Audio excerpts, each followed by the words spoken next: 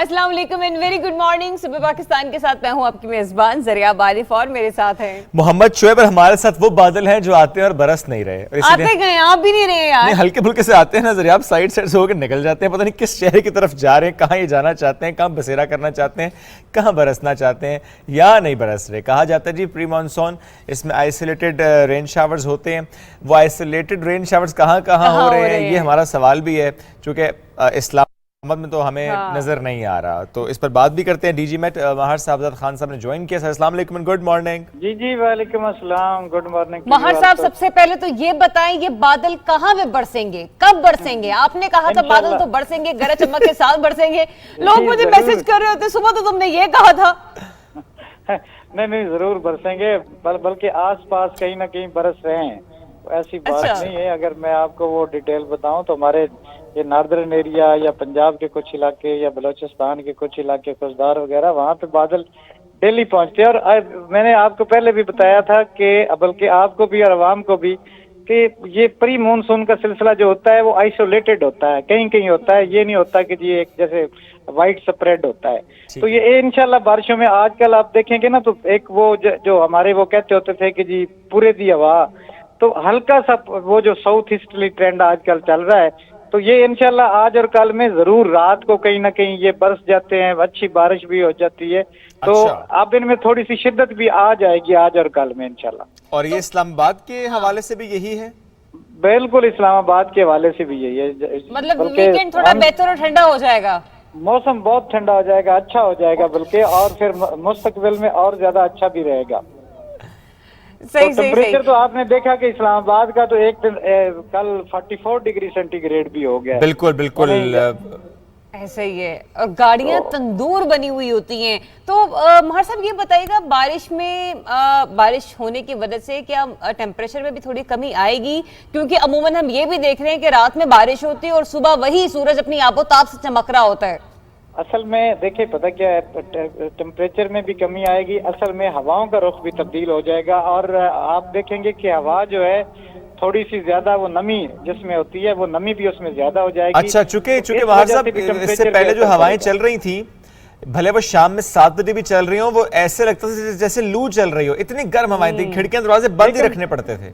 लेकिन दिन को जो है ना, दिन को बिल्कुल हवा जो है वो होती है, साकन होती है, इसलिए जो दिन का टेम्परेचर जो है वो इसलिए ज्यादा बढ़ जाता है। लेकिन रात को वो जब चलती है तो फिर टेम्परेचर कम होना शुरू होता है और लगती लू ही है कि जैसे एक वो लू टाइप चल रही है। लेकिन आपने महसूस किया होगा 1-2 दिन से कि उसमें थोड़ी सी आपको पसीना ज्यादा आना शुरू हो गया। बिल्कुल, ये दुरुस्त बात है, पसीना ज्यादा आना शुरू हो गया है, पहले पसीना नहीं आ रहा होता था। तो ये इंडिकेशन ही होती है कि जी आपके पास कोई सिलसिला पहुंच रहा है। मैं नहीं मानूंगी महार साहब, क्योंकि मुझे गर्मी लग रही होती है और मुझे नहीं पता चल रहा होता कि कहाँ पर हवा। बट एनीवेज आप बिल्कुल ठीक कह रहे हैं, बहुत सारे इलाकों में इस तरह की सिचुएशन होगी। और अमूमन ऐसा होता है कि आपका इलाका या आपका सेक्टर मुख्तलिफ तरफ होता है और दूसरे लोग किसी और तरफ रुख में रहे होते हैं, तो हवाओं का रुख तब्दील होता रहता है। बिल्कुल महार साहब, एक बात और भी, ये प्री मानसून यानी आइसोलेटेड रेन शावर्स, ये कब तक इसी तरह से रहेंगे? ये दो सिलसिले हैं। ये एक आजकल इसमें थोड़ी सी शिद्दत आ जाएगी और एक हफ्ते के बाद, तकरीबन 1 वीक के बाद वो भी होगा और उसमें भी अच्छी खासी बारिश है। उसके बाद जुलाई के आखिरी, जून के आखिरी दिनों में अच्छा खासा एक सिस्टम बनेगा मानसून का, तो फिर वो बाकायदा मानसून की बारिशें शुरू हो जाएंगी। ठीक है, जून के आखिर में मानसून की एंट्री है। हाँ जी बिल्कुल। मतलब ये नहीं कि ईद उल अजहा जो है वो जरा ठंडी ठंडी मीठी मीठी गुजर जाएगी। ईद उल अजहा बिल्कुल लग रहा है कि जी ठंडी गुजरेगी इंशाल्लाह। और ये जो आपने कहा मानसून का आगाज यानी at the end of this month, इसका आगाज केपी से होगा? और ये केपी से पहले हमारे इधर जो है ना कश्मीर के इलाके, केपी के और कश्मीर में पहले पहुंच जाती है। ठीक है, पहले कश्मीर, फिर KP, then Punjab and then Sindh and Balochistan. बहुत शुक्रिया। नीचे सदर्न पंजाब, ये सारा फिर सिलसिला इस तरह बिल्कुल आहिस्ता आहिस्ता वो सिस्टम जो है यहाँ पर बारिश बरसाएगा। बहुत शुक्रिया। महार साहब बहुत साथ मौजूद थे और इससे मुतालिक हमसे गुफ्तगू कर रहे थे। जनाब बढ़ते हैं, 2 रोज़ पहले आपको याद है कि हमने आपकी मुलाकात कराई थी फैसल बलोच से, उस ड्राइवर से जिसने अपनी जान पर खेलकर बहुत से लोगों की जान बचाई, एक मिसाल कायम की। बलूचिस्तान से इनका ताल्लुक़ था, इस्लामाबाद आए थे और उनको पजीराई का सिलसिला भी जारी था। अब वज़ीर आज़म पाकिस्तान मियां मोहम्मद शहबाज शरीफ साहब आपने उनसे मुलाकात की है और तमगा शुजात के लिए उनको नामजद किया गया है। बिल्कुल, तमगा शुजात के लिए नामजद किया गया है और ये कुछ विजुअल्स हैं जो कि आप देख रहे हैं उस वाक़े के, लेकिन साथ ही साथ वो वाले विजुअल्स भी हम आपको दिखा रहे हैं जब फैसल बलोच की वज़ीर-ए-आज़म शहबाज शरीफ साहब से मुलाकात हुई। इंतहाई एक वो लम्हा कि जहाँ पर आप कहते हैं कि आपके रोंगटे खड़े हो जाते हैं, आपको अपनी दूसरी सांस आपको नसीब होगी या नहीं होगी उस लम्हे का भी नहीं पता चलता। लेकिन ऐसे में यहाँ पर वो लोग भी हैं जो कि इस बहादुरी के साथ इस कारनामे को सराह रहे हैं और फैसल बलोच जैसे बहुत सारे लोगों की पाकिस्तान को सब बहुत ज़्यादा ज़रूरत है, क्योंकि बहुत से ऐसे मामलात होते हैं, मुश्किल हालात होते हैं कि जहाँ पर हिम्मत हम हार जाते हैं, लेकिन अगर फैसल बलोच जैसे लोग वहाँ पर मौजूद हों तो ये हम कह सकते हैं कि आग का दरिया है तो वो भी पार कर जाते हैं। तो फैसल बलोच साहब उनमें से एक हैं और अल्लाह ताला आपको उससे ज़्यादा हिम्मत और हौसला अता करे, जज्बा अता करे और उन तमाम लोगों को कि जो कि पाकिस्तान में रहते हुए पाकिस्तान के लिए कुछ ना कुछ करना चाह रहे हैं और कर रहे हैं। बिल्कुल ऐसे चलें, पढ़ते हैं आगे। एक और अहम मामला है करते हैं और हम बात पोलियो वायरस की करेंगे। पाकिस्तान में चंद माह पहले पोलियो वायरस का एक केस रिपोर्ट हुआ, उसके बाद ये सोच लिया गया, ये ठान लिया गया कि जो पहले एफ़र्ट्स की हैं उससे कई ज़्यादा एफ़र्ट्स अब करनी होंगी और ये बड़ी ज़रूरी हैं ये एफ़र्ट्स, ना सिर्फ पाकिस्तान के लिए, ख़ित्ते के लिए, बल्कि पूरी दुनिया के लिए, जो कि कहीं पर भी किसी एक कोने पर भी एक केस भी रिपोर्ट हो तो ये इसका मतलब ये होता है कि ख़तरा अभी टला नहीं है। WHO रीजनल कमेटी बराए पोलियो का 5वां इजलास जिसका आज हम जिक्र कर रहे हैं, तर्जुमान वजारत सेहत के मुताबिक इस इजलास में पाकिस्तान, मिस्र, ईरान, कतर, सऊदी अरब, सूडान, मुत्तहिदा अरब इमारात और यमन के वज़राए सेहत ने शिरकत की। और हमारे वज़ीर सेहत कादिर पटेल साहब ने कहा है कि हालिया रिपोर्ट होने वाले केसेस के बाद पाकिस्तान पोलियो वायरस के मुकम्मल खात्मे के लिए सरगर्म अमल है और पहला केस जब रिपोर्ट हुआ उसके बाद से पोलियो प्रोग्राम और वजारत सेहत पोलियो वायरस के खात्मे के लिए मुश्तरका कोशिशें कर रहा है, कॉन्क्रीट एफर्ट्स की जा रही हैं ताकि इससे हम बच सकें, आने वाली नस्लों को इससे महफूज रख सकें। बिल्कुल ऐसे ही, और हमने पहले भी आपसे कहा था जब ये पोलियो कैंपेन स्टार्ट हुई, पोलियो मुहिम का आगाज़ हुआ कि कोऑपरेट करना है आपने उन तमाम ख़वातीन के साथ, मर्द हजरात के साथ जो कि आपके घर पर सख्त गर्मी में दस्तक देते हैं और पहुँचते हैं आपके बच्चों को महफूज बनाने के लिए, उनका मुस्तकबिल महफूज बनाने के लिए, आपका मुस्तकबिल महफूज बनाने के लिए। तो अगर आपको लगता है कि आपका कोई बच्चा रह गया है जिसने ये पोलियो ड्रॉप से नहीं पिए हैं तो आप किसी भी करीबी पोलियो बूथ पर जाइए या फिर साथ ही साथ मैं ये कहूँगी कोई भी ऐसा हॉस्पिटल जो आपके मुल्हिका इलाके में मौजूद है वहां पर जाकर आप अपने बच्चों को पोलियो के खतरे जरूर पिलाएं। एक तो ये अहम मामला जो हमने आपके साथ जिक्र किया, लेकिन एक और अहम मामला उसके साथ जिक्र करेंगे चूंकि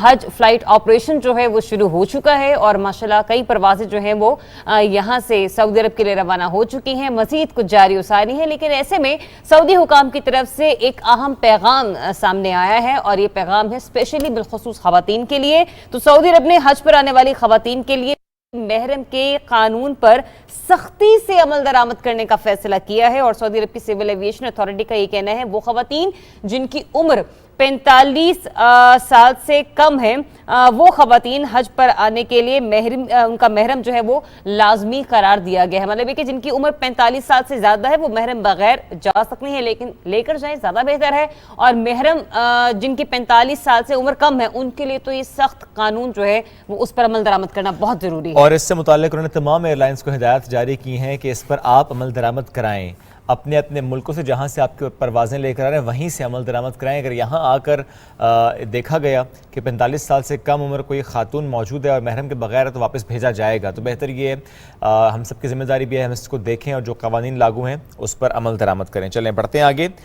इंस्टाग्राम का एक नया फीचर मुतारिफ कराया गया है और वो है बच्चों को उससे बचाने से मुताल्लिक, यानी कुछ कॉन्टेंट ऐसा होता है जो कि आप बच्चों से दूर रखना चाहते हैं तो इसलिए नए फीचर्स मुतारिफ कराए गए हैं ताकि जो सरपरस्त है, वालिदैन हैं, बड़े हैं, वो उस ऐप को ब्लॉक कर सकें कि बच्चे ये ना देखें और किसी भी दूसरी डिवाइस पर बच्चा क्या देख रहा है और बच्चा मोबाइल फ़ोन पर कितना वक्त गुजार रहा है, क्या सरगर्मियाँ उसकी, ये देख सकें वालिदैन सरपरस्त ऐसे फीचर्स मुतारिफ कराए गए हैं। तो बड़ा ये भी अहम है, जो पेरेंटल गाइड है ये होनी चाहिए और हर ऐप के मुतालिक होनी चाहिए। बिल्कुल ऐसे शुएब, इससे वाबस्ता बहुत सी बातें हम अपने प्रोग्राम में पहले भी कर चुके हैं। कुछ स्टेप्स जो हैं वो सोशल मीडिया ले रहा है, ये बड़ी बड़ी कंपनीज ले रही हैं, कुछ स्टेप्स ऐसे हैं जो आपने खुद लेने हैं।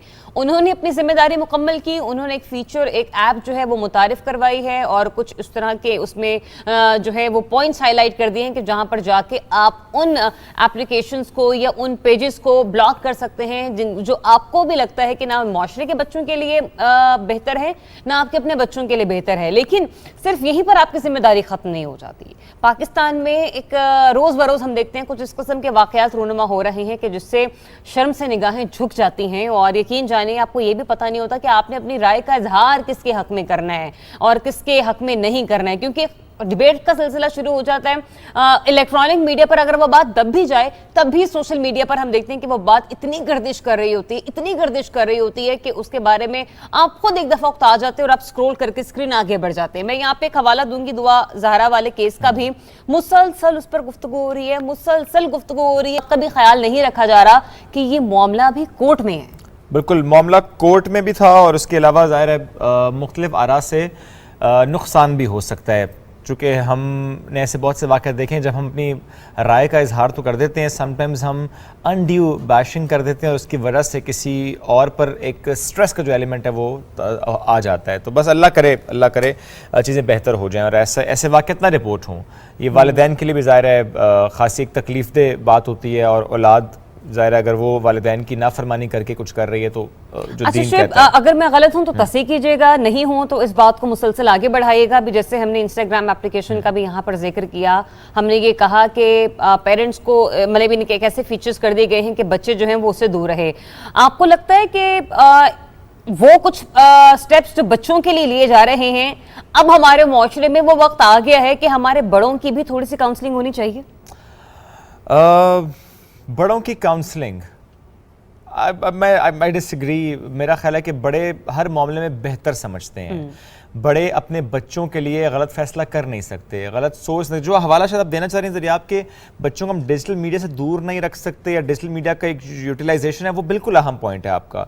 लेकिन when it comes to something के बच्चों के हवाले से उनका कोई फैसला, उनकी राय, उनकी सोच, तो बड़ों से बेहतर तो फैसला नहीं कर सकता। नहीं, ये बात मैं इससे बिल्कुल 100% मुत्तफिक हूँ कि आपको ने मतलब इनके वो माँ बाप जिन्होंने आपको पाल पोस कर बड़ा किया, आपकी तालीम और तरबियत का खर्चा उठाया, आपकी हर सुख दुख की घड़ी में वो आपके साथ होते हैं, तो आप अपनी जिंदगी का एक बहुत बड़ा फैसला होता है, आप उसमें उनको कैसे पीछे छोड़ जाते हैं। लेकिन साथ ही साथ मेरे कहने का एक तरीक़ाकार शायद ये है जो मैं अपनी बात अपने नाज़रीन को समझा सकूं कि माँ बाप को बच्चों का दोस्त बनना पड़ेगा।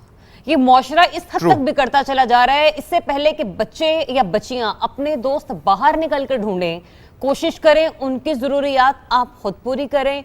बेजा ज़रूरियात जो हैं वो आप मुकम्मल ना करें, बल्कि मार धाड़ से नहीं, प्यार से समझाएं, दोस्त बन के समझाएं, इस्लाह करके समझाएं, क्योंकि ऐसे बच्चे बागी हो जाते हैं। ये बिल्कुल दुरुस्त बच्चे रिबेल हो जाते हैं और फिर बच्चे ना चाहते हुए भी वो हरकत कर जाते हैं, वो कदम उठा लेते हैं जो फिर ना गहानी तौर पर उन माँ बाप पे या उन बहन भाइयों पर तो आफत बन के टूटता है। ये पूरा मोहल्ला बदनाम होता है, पूरी बिरादरी बदनाम होती है, पूरा खानदान बदनाम होता है और एक दूसरे के जिस तरह पड़ोसियों के भी कुछ हुकूक होते हैं ना, तो वो हुकूक इसीलिए आपने ख्याल उनका रखना होता है क्योंकि वो भी उसी एरिया में रह रहे होते हैं। बिल्कुल। फिर इस किस्म की बातें शुरू हो जाती है कि बच्चों पर क्या असर पड़ रहा है। तो तमाम वालिदैन ने, कोई एक वालिद या वालिदा नहीं, तमाम वालिदैन ने मिलकर मोहल्ले का, मुआशरे का, सोसाइटी का, कम्युनिटी का जो है उसकी इस्लाह का पहलू सामने रखा। अच्छा, इसमें मैं सिर्फ एज अ फादर ये जरूर ऐड करूंगा, जनरली हम देखते हैं कि हम क्रिटिसाइज करते हैं वालिदैन को, बिलखुसूस मदर्स को, ये ध्यान नहीं दे रही, ये वक्त नहीं दे रही, बच्चा गैजेट यूज़ करे।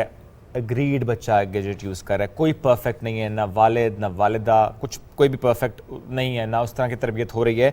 बट स्टिल मेरी राय ये है, we should not question a mother, we should not question a father. वो अपनी तरफ से पूरी कोशिश कर रहा होता है, वो गलत हो सकता है, कोताही कर सकता है, but please do not question any mother, any father वो अपने बच्चों के लिए कर रहा है, अपने बच्चों के लिए सबसे बेहतर करने की कोशिश कर रहा है। गलती हो सकती है, room of improvement is always there. चलें बढ़ते हैं आगे। और जरिए आप क्या पेट्रोल की टंकी फुल करा के आएंगे आज? नहीं, दुख हो रहा है मुझे, कल क्यों नहीं कराई मैंने? लंबी लाइन थी ना? नहीं, अच्छा मैंने लाइन नहीं देखी। अच्छा। मैं एक्चुअली किसी काम के लिए गई हुई थी, गालिबन एक डॉक्टर साहबा के पास, बहुत अच्छी डॉक्टर है, इंशाल्लाह सोशल मीडिया हैंडल पर मैं आपको जरूर बताऊंगी उनके बारे में।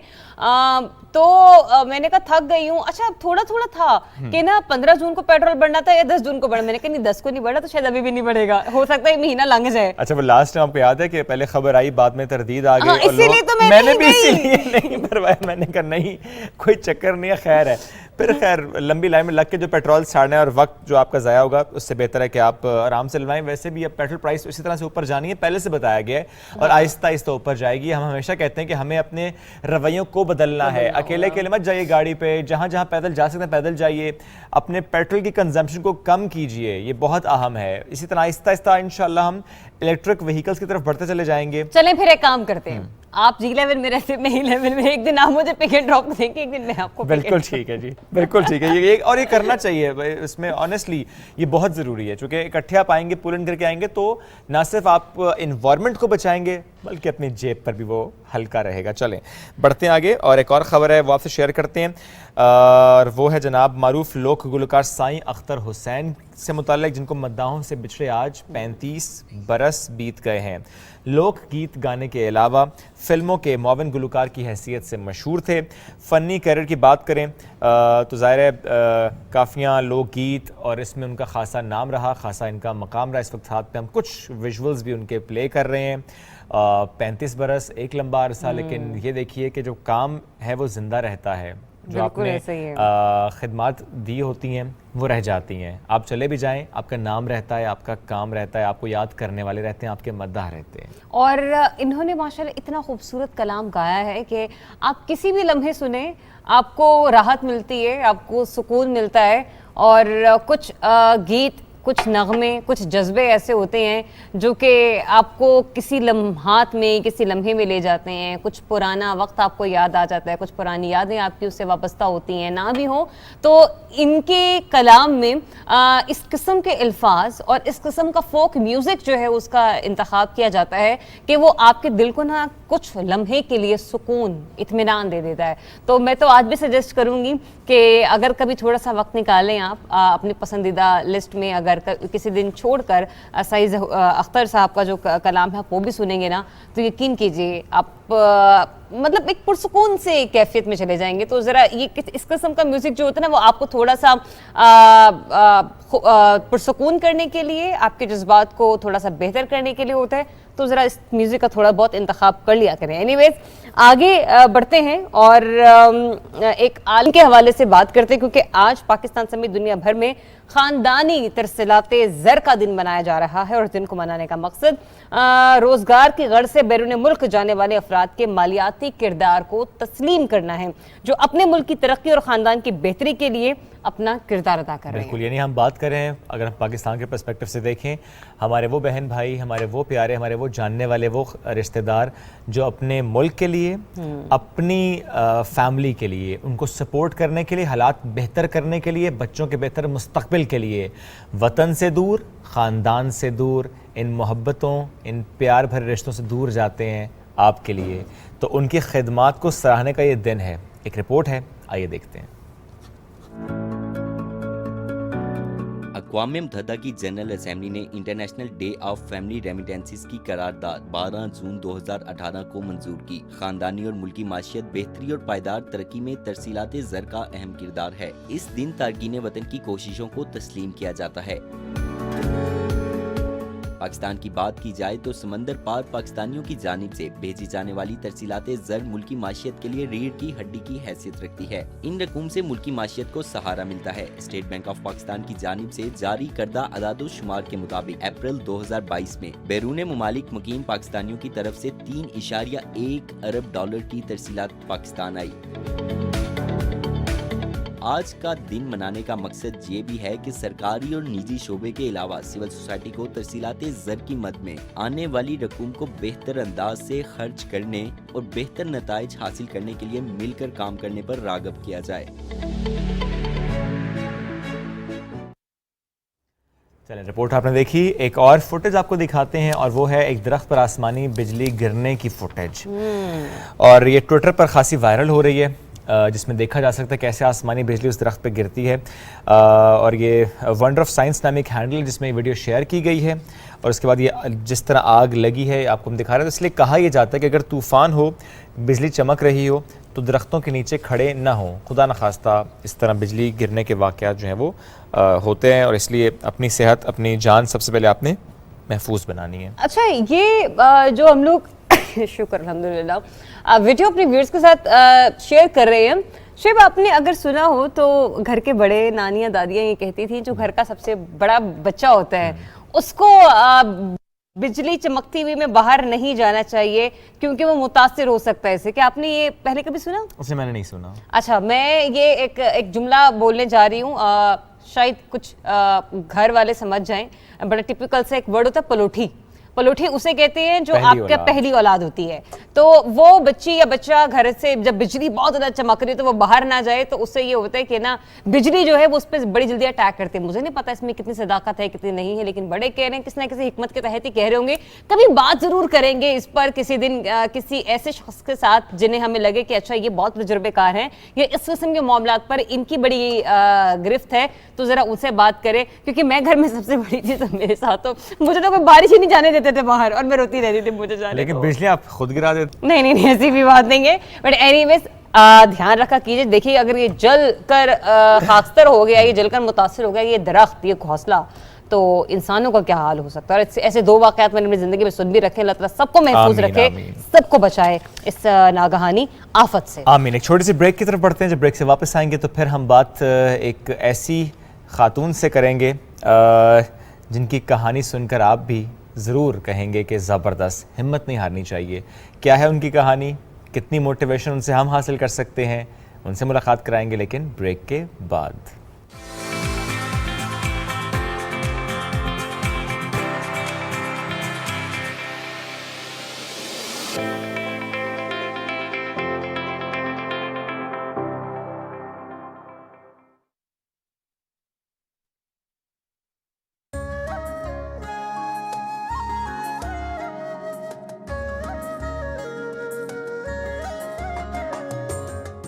काफ से बढ़कर आलीशान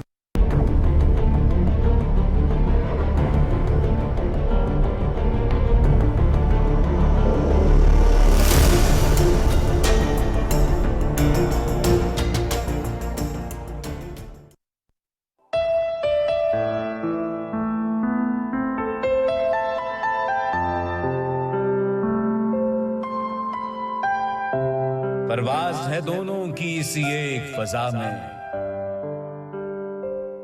करगस का जहां और है शाही का जहां और।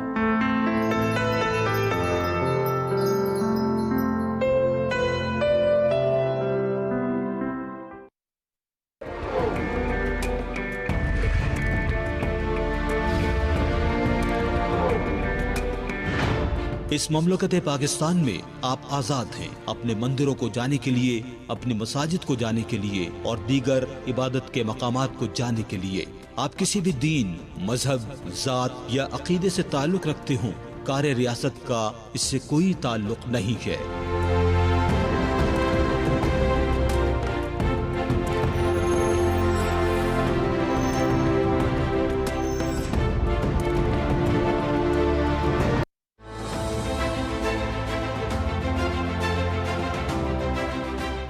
ये शाहरा है ताकत की, ये शाहरा है इक्तिदार की, पार्लिमान की, अदलो इंसाफ की। यहाँ होते हैं मेरी और आपकी किस्मत के फैसले। कभी तनकीद बराए तनकीद तो कभी तनकीद बराए तामीर। कल के दुश्मन आज के दोस्त, कल हो हलीफ तो आज हरीफ। अब होगी हर फैसले पर नजर, हर जोड़ तोड़ पर बात, हर कानून साजी पर बहस, मुस्तकबिल पर सवालात, बेबाक और गैर जानिबदाराना। मैं मोना आलम लाऊंगी आपके पते की बात, स्ट्रेट फ्रॉम शाहराए रसूल।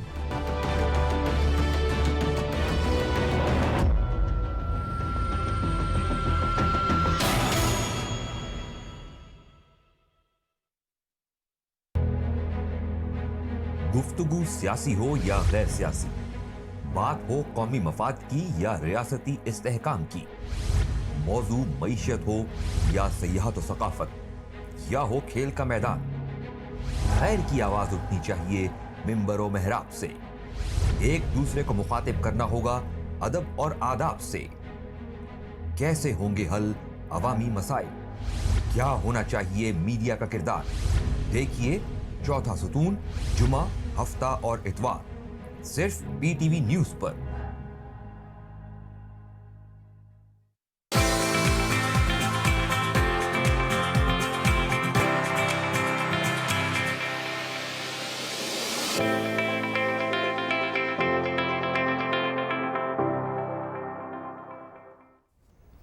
जी वेलकम बैक नाज़रीन। ब्रेक के बाद आपको एक बार फिर से खुशामदीद कहते हैं। ब्रेक के बाद जब वापस आए हैं तो बड़ी ही प्यारी कहानी लेकर आपके सामने हाजिर होंगे, क्योंकि एक प्यारी सी शख्सियत हमारे साथ मौजूद है और वो कहते हैं ना कि महंगाई तो है, लोग उससे मुतासर भी होते हैं, लेकिन दाद उन दोनों को देनी चाहिए जो कि ऐसे जिंदगी के उतार चढ़ाव में भी सरवाइव कर रहे हैं, जो बेहतर से बेहतर जिंदगी को बनाने के लिए कोई ना कोई रास्ता निकाल ही लेते हैं कि अच्छा अगर ये मामला इतना पेचीदा हो गया है लेकिन कारोबार भी करना है, बिजनेस भी करना है, तो हमें कोई और रुख भी इख्तियार करना चाहिए या किसी चीज को थोड़ा सा ज्यादा ही किसी चीज को थोड़ा सा कम कर लेना चाहिए।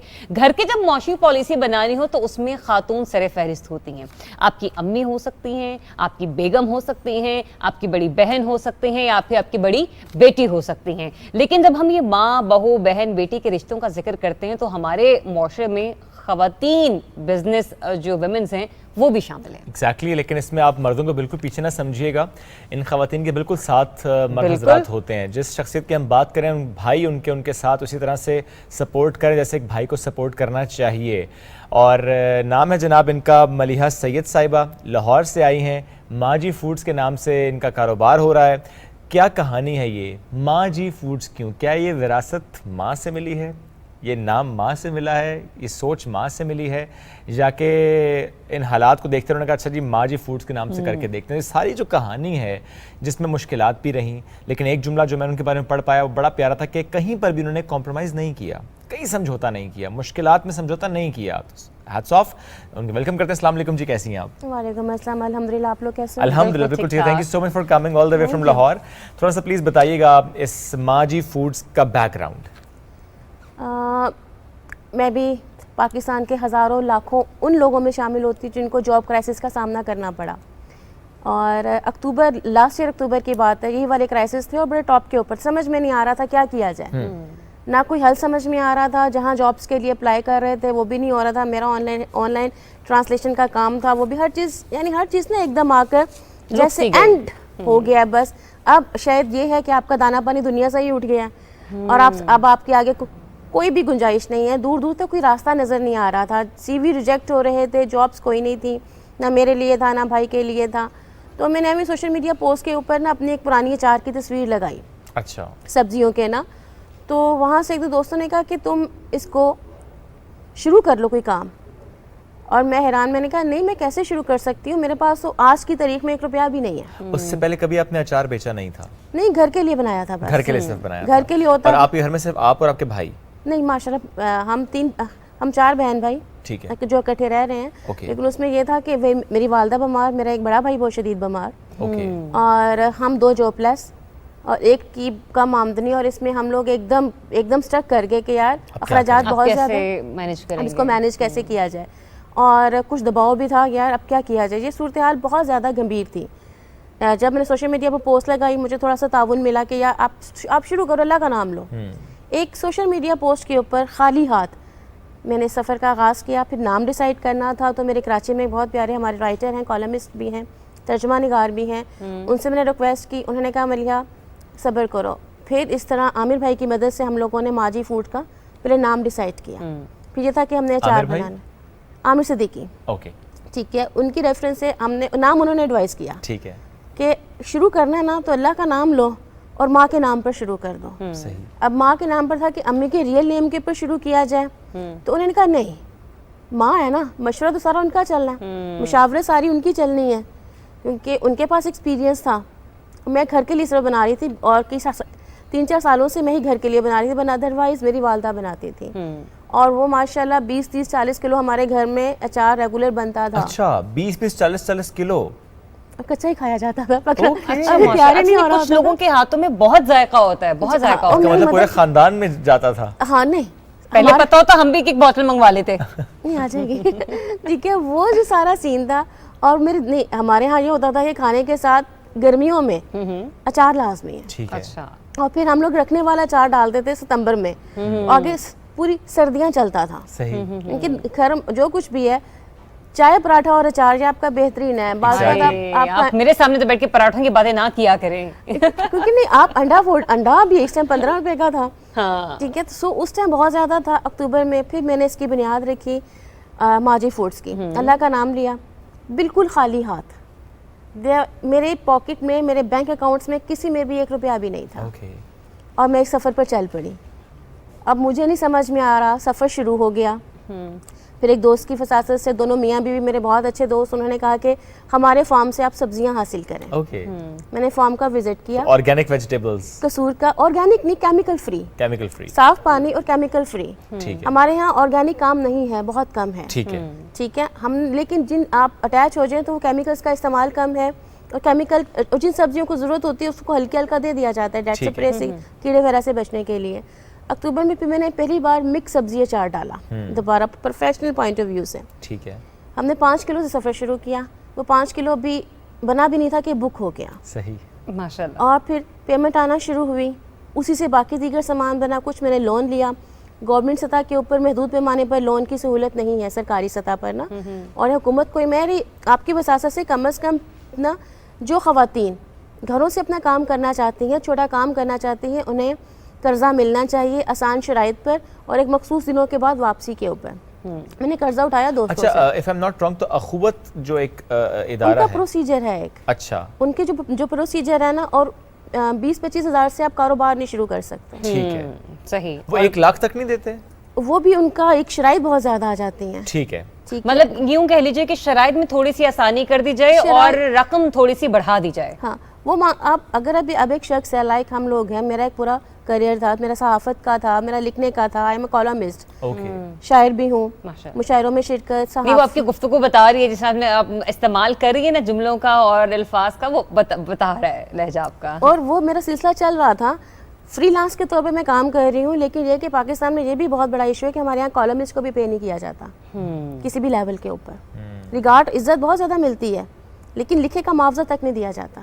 ठीक है। ठीक है। वो अब मेरा सिलसिला जब अचार का हुआ, और क्योंकि मैं अपना नाम एक मार्केट के अंदर बतौर कॉलमिस्ट स्टेबल था, लिहाजा जब आया तो सबको एहसास हुआ कि चीज़ हमें अच्छी मिलेगी। यानी 15 साल लगे, 20 साल लगे, 15-16 साल लगे मुझे मलिहा सैयद को बनाने में, और फिर उसकी साख को मैं दाव पर नहीं लगा सकती थी, ये बात सबको अंदाज़ा थी। सही। अचार के लिए फिर सब्जियों की तलाश शुरू हुई, सब्जियों का हुआ। फिर ये था कि मसाला जात में भी वहाँ से आए जहाँ से हमारे यहाँ मसाला जात 70-80 सालों से ही आ रहे थे। ओके। मेरी पैदाइश से भी बहुत पहले अम्मी की भी जहाँ से मखसूस दुकानें थी, वहाँ से हम लोगों ने किया। हमने केमिकल फ्री सब्जियाँ हासिल की, सरसों ख़रीदी, सरसों खरीद कर फिर उसका तेल निकलवाया। ये सारा मेरे साथ मेरे दोस्तों ने किया। ओके। यानी आपने उस तेल पे भी कॉम्प्रोमाइज नहीं किया? मार्केट से नहीं खरीदा मैंने। मलिहा, ये बताइए 5 किलो से स्टार्ट होने वाली जर्नी आज किस मोड़ पर खड़ी है? आज माशाल्लाह 100 किलो के ऊपर खड़ी है। माशाल्लाह माशाल्लाह। और इसके अलावा भी आप किस किस्म के खाने डिफरेंट प्रोडक्ट्स, अचार के अंदर हमने डिफरेंट चीजें मैंने बनाई। सिर्फ अचार में ही आप कर रही हैं? फिलहाल मेरा फोकस रहा अचार के ऊपर। अच्छा, ठीक है। क्योंकि आगे लोगों की, जब मैंने गलती से एक चीज लिख दी आपकी फरमाइश पर, वो फरमाइश आई मेरे पास आंवला का बना कर दें और सिरके में बना कर दें, सुहांजना का बना कर दें, सिरके में। और आपने सुहांजना का बनाया भी? सुहांजना का मैंने बनाया भी। सुहांजना एक जड़ी बूटी कहते हैं इसको, फली है पूरी, दरख्त की जड़ है। अच्छा। उसके अंदर से मूली निकलती है। मैंने देखा है, उसके अंदर से मूली निकलती है। अच्छा। उसकी कटिंग बहुत मुश्किल होती है। अच्छा। क्योंकि वो बहुत हार्ड है। आपने पहले उसकी सारी जड़ उतारनी है, सारी उसके अंदर से आपने फली निकालनी है, और आपने सिर्फ नरम हिस्सा डालना है।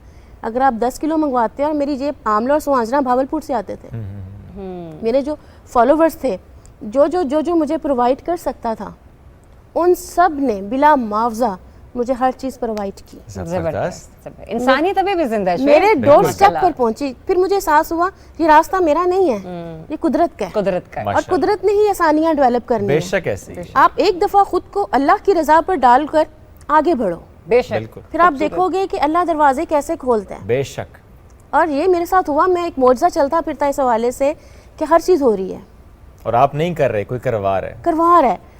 अचार में बरकत थी, जायका था, रंग था, हर चीज़। तो फिर जब आप हर चीज़ खालिस इस्तेमाल कर रहे होते हैं ना, वहाँ पर आप जब आप कंप्रोमाइज़ नहीं कर रहे होते, वहाँ से आपकी असल आजमाइश शुरू होती है। क्योंकि आम कंज्यूमर को 200 रुपये का जब चीज़ मिल रही है, वो 800 से लेकर 1500 तक नहीं जाएगा। बिल्कुल ऐसे ही है। क्योंकि हमारे यहाँ सबसे ज़्यादा जो चीज़ नज़रअंदाज होती है वो हमारी अपनी सेहत है।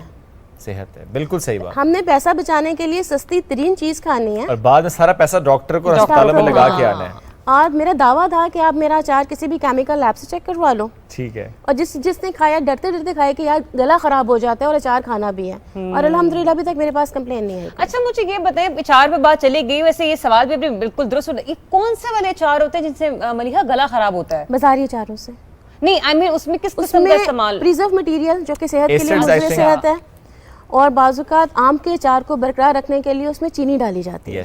ओके। केमिकल्स डाले जाते हैं, सिरका डाला जाता है ताकि अचार एंड तक रहे। अच्छा, हम लोगों का ये था केमिकल फ्री, क्योंकि अचार ने खुद ही तैयार होना है। सरसों के तेल की ये खूबी है कि उसने अपनी चीज़ को खुद डेवलप करना है, खुद तैयार करना है। ठीक है, ठीक है। यही हाल सिरके का है, लेकिन मैंने सिरके के ऊपर भी कंप्रोमाइज़ नहीं किया। क्लाइंट ने एक मखसूस ब्रांड का मुझे सिरका बनाने के लिए बोला कि इसके अंदर बनाना है, मैं ब्रांड्स के ऊपर बना रही हूँ सिरका। सिरका भी ब्रांड का इस्तेमाल कर रही हूँ क्लाइंट की डिमांड पर, कि जब पेमेंट उसने देनी है। वाह यार, मुझे नहीं पता था चार ने इतनी तरक्की कर ली है। जब लोगों ने अपनी डिमांड पर आपको पेमेंट देनी है, तो फिर आप चीज़ भी उनकी डिमांड के ऊपर बनाओ। बास का ये भी हुआ, जैसे हमने आमला बनाया, सुहांजना बनाया, वो एक ही पार्टी आई, जितना बड़ा था वो सारा उठाया और लेकर चली। अच्छा, कुछ ऐसा भी बताएं जरा हमें, ये जब आप अचार का जिक्र करें, ये जो मैंने तो सुहांजना पहली दफा सुना है, और भी किसी और चीजों का भी अचार होता है जो इतना कॉमन ना हो? करेले का मैंने भी रिसेंटली डिमांड पर करेले का अचार बनाया। ओके। अच्छा, वैसे जितना भी हम अचार से मुतालिक सुनते हैं वो शिकारपुर जहन में आता है कि वहाँ का अचार बहुत मशहूर है। वो और मेरा सारा क्लाइंट शिकारपुर का है। शिकारपुर का क्लाइंट है? हमारा अंदरून सिंध का बहुत क्लाइंट। हालांकि शिकारपुर का अचार तो पूरे मुल्क में जाता है। वो नमक बहुत ज्यादा, उसमें नमक बहुत ज्यादा है। Absolutely right. उनका नमक, उससे बीपी बहुत हाई हो जाता है लोगों का। उनका नमक बहुत ज्यादा है और हम लोग नमक बहुत कम डाला। अब मैंने करेले का अचार बनाया, मैंने उसमें नमक नहीं डाला। लहसुन का भी बनाया? लहसुन का भी बनाया, क्योंकि वो मखसूस पेशेंट आ रहा है ना, मेरे पास शुगर का पेशेंट भी आ रहा है, मेरे पास ये भी आ रहा है। अब जो करेले का अचार बनवाया मुझसे शुगर पेशेंट ने बनवाया, आमले का अचार बनवाया, सुहांजने का अचार बनवाया मुझसे शुगर पेशेंट्स ने। सही। और फिर उसके बाद मुझे लत लगी, मैंने कहा यार, और फिर क्योंकि वो एक्सपेंसिव आइटम है। बिल्कुल ऐसे ही। आपकी अपनी प्रोडक्ट में किसी कोई एक चीज़ ऐसी होती है जो आपका कमाऊ पूत होती है। मेरा सुहांजना था और आमला था। ओके।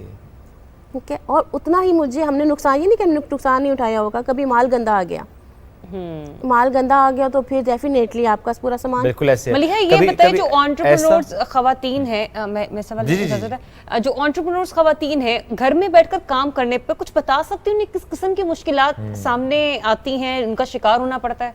उनको एक तो नंबर एक मटेरियल, अगर आपको मटेरियल उस लेवल पर अपनी मर्जी का नहीं मिल रहा, ठीक है, तो डेफिनेटली आप क्लाइंट को नाराज करते हैं। अच्छा। ठीक है, अब रिसेंटली मेरा एक पूरी हमने मंगवाई सब्जी, हरी मिर्च मंगवाई। हरी मिर्च के अंदर उन दिनों था कीड़ा लगा हुआ मिर्च में, पूरी हमारा अचार खराब हुआ। मैंने उसको निकाला नहीं, मैंने उसको वेस्ट किया, हमने डिस्पोज किया। हमने 30 किलो की बाल्टी पूरी की पूरी डिस्पोज की, उसके अंदर उतना ही तेल था और सब कुछ, लेकिन हमने उस पर कंप्रोमाइज़ नहीं किया।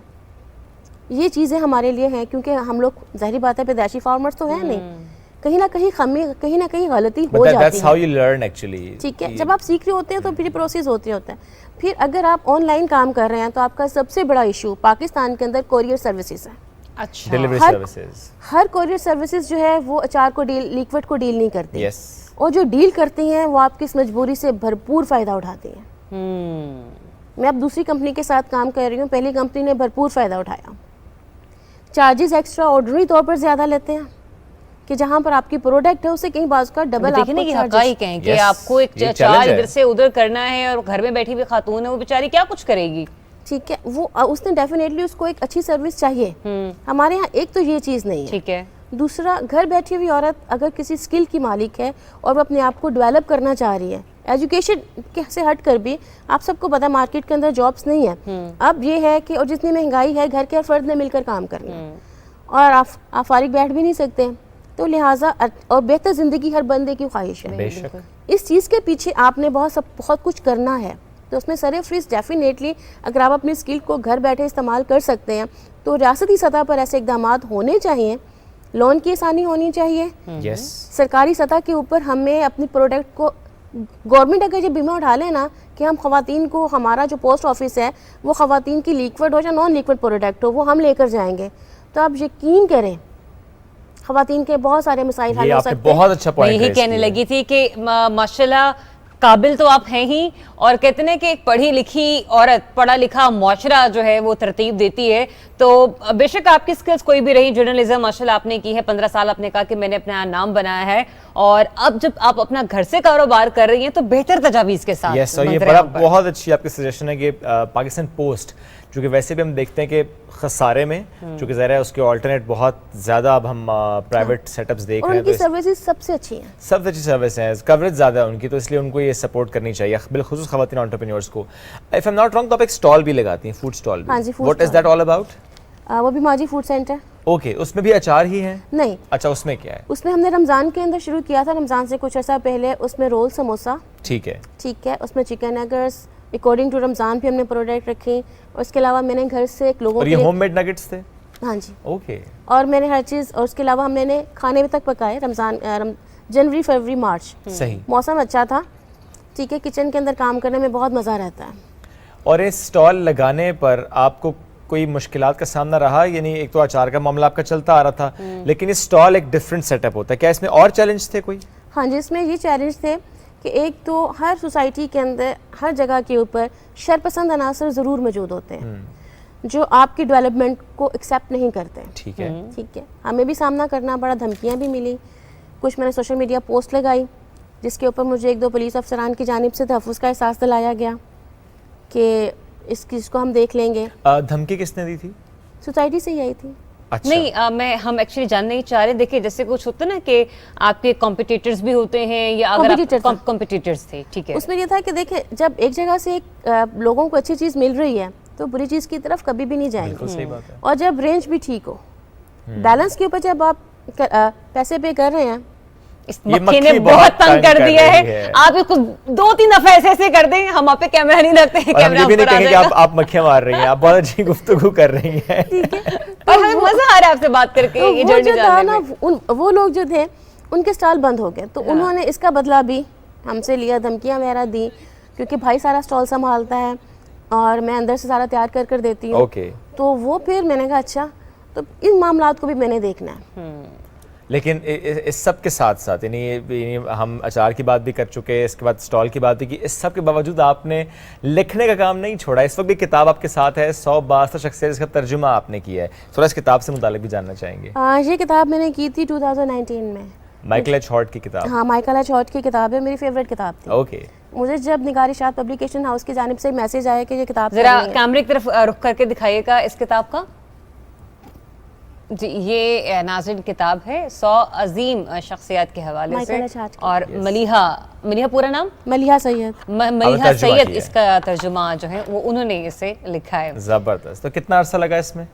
इसमें 1 साल। 1 साल लगा। और ये कब आपने कंप्लीट किया? मैंने 2019 में। 2019 में। इसके अलावा भी कोई तर्जुमा किसी का किया या कोई और किताब लिखी? मेरी अपनी 4 किताबें जो हैं इंशाल्लाह ताला वो आएंगी इंशाल्लाह। जरा ये मामलात माजी फूड्स के सेट पर हो जाए। नहीं, वो तो इंशाल्लाह बहुत अच्छे सेट हो जाएंगे। What I can foresee is कि इंशाल्लाह आप रीजनल डिस्ट्रीब्यूटर्स भी रखेंगे खवातीन फॉर श्योर, ताकि ये जो आपके डिस्ट्रीब्यूशन के मसाइल हैं ये खासे कम हो जाएं। अभी भी जो हम लोगों के साथ जो हेल्पर है ना, मैं लहसुन छिलवाती हूँ तो मैं पैसे देकर पेड कर छिलवाती हूँ। सही सही। और उनसे मेरी एक ही शर्त होती है कि आंटी पानी में नहीं डालना आपने। ओके। खुश्क लहसुन आपने खुश्क लहसुन करना है, क्योंकि पानी के अंदर लहसुन का वजन तो बढ़ जाएगा, मगर जब वो आप तेल में डालेंगे तो 1-8 महीने तक, 10-15 दिन तक भी वो उसके ऊपर झुर्रियाँ आना शुरू हो जाएंगी। जो पानी निकलेगा उसके ऊपर झुर्री आ जाएगी। लेकिन अल्हम्दुलिल्लाह जो हमारे वाला है, क्योंकि हम डबल पेमेंट पर छिलवा रहे होते हैं, ठीक है। सो दैट्स वाई मेरा ये होता है कि और अभी भी 6 महीने के बाद भी आपको उसके अंदर झुर्री नहीं मिलेगी। जबरदस्त जी, क्वालिटी पे मैंने कहा था ना कोई कॉम्प्रोमाइज नहीं, कॉम्प्रोमाइज तो उन्होंने किया ही नहीं जिंदगी और के मजे किसी मजे के हिस्से टिप्स भी में। दे दिए साथ साथ यार। किसी हिस्से में कॉम्प्रोमाइज नहीं आपको ये काम करना है, अगर आपने काम, मेरे ख्याल में जब आपने ये काम करना है तो आपको पूरे अंदर पूरा उतरना पड़ेगा। क्या बात है। मलिहा मुझे ये बताइए, अगर कोई भी खातून घर में बैठी हुई कई अरसे से सोच रही मैंने ये काम करना है, क्या अपना माइंड मतलब इरादा मजबूत कर ले, या कोई एक ऐसी छोटी सी टिप उसे दे दें आपके मतलब यानी कि ये कर लिया तो काम तुम कर ही लोगी? कान बंद कर ले। अच्छा क्रिटिसिज्म ना सुने, बस करें काम, एक तो अपना कान बंद कर ले, क्योंकि हमारे यहाँ पहला कदम उठाना मुश्किल है। एब्सोल्युटली जब तक आप हमारे यहाँ पहला कदम उठाने का हौसला ही नहीं है, मेरे अंदर भी नहीं था, ठीक है, क्योंकि लोगों का था दो इर्द गिर्द के अन्ना पढ़ के ए काम करना है।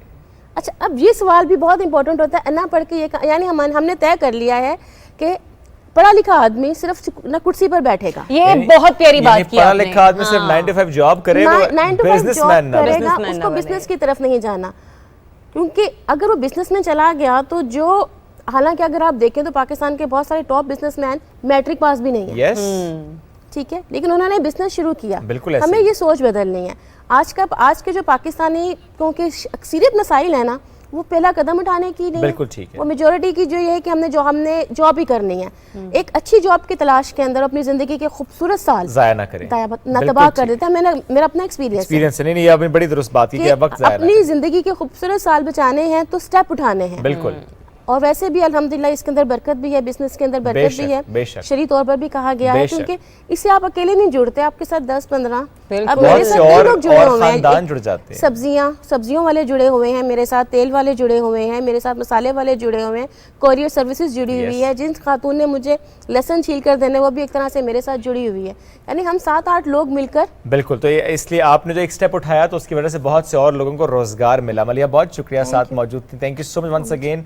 मैं फिर कहूँगा कि बड़ी ज़्यादा खुशी के दूर से आई हैं और हमारे सेगमेंट के लिए आई हैं, बहुत शुक्रिया। अल्लाह बहुत तरक्की दे, बहुत इज्जत दे आपको, इस काम में और बरकत डाले, और आपके तवज्जुह से जो और लोग साथ जुड़े हैं उनके भी घराने ज़ाहिर है। और कुछ लोग जो बैठकर ये शो देख रहे हैं और वो चाहते हैं कि उनके घर में ऑर्गेनिक अचार आए, और अगर रमजान में कुछ ऐसे दोस्त होते हैं जिनके घर वाले उनसे दूर होते हैं और उन्हें समोसे रोल्स वगैरह चाहिए होते, तो भी मैं यही कहूंगी कि हम बड़े बड़े शॉपिंग उनसे ग्रोसरी स्टोर से तो लेते हैं बहुत सी चीजें, अपने दोस्तों को, अपने इर्द गिर्द के लोगों का ख्याल रखें कि किसको आपकी जरूरत है। एक छोटी सी ब्रेक, न्यूज ब्रेक, वापस आएंगे, साथ रहिए।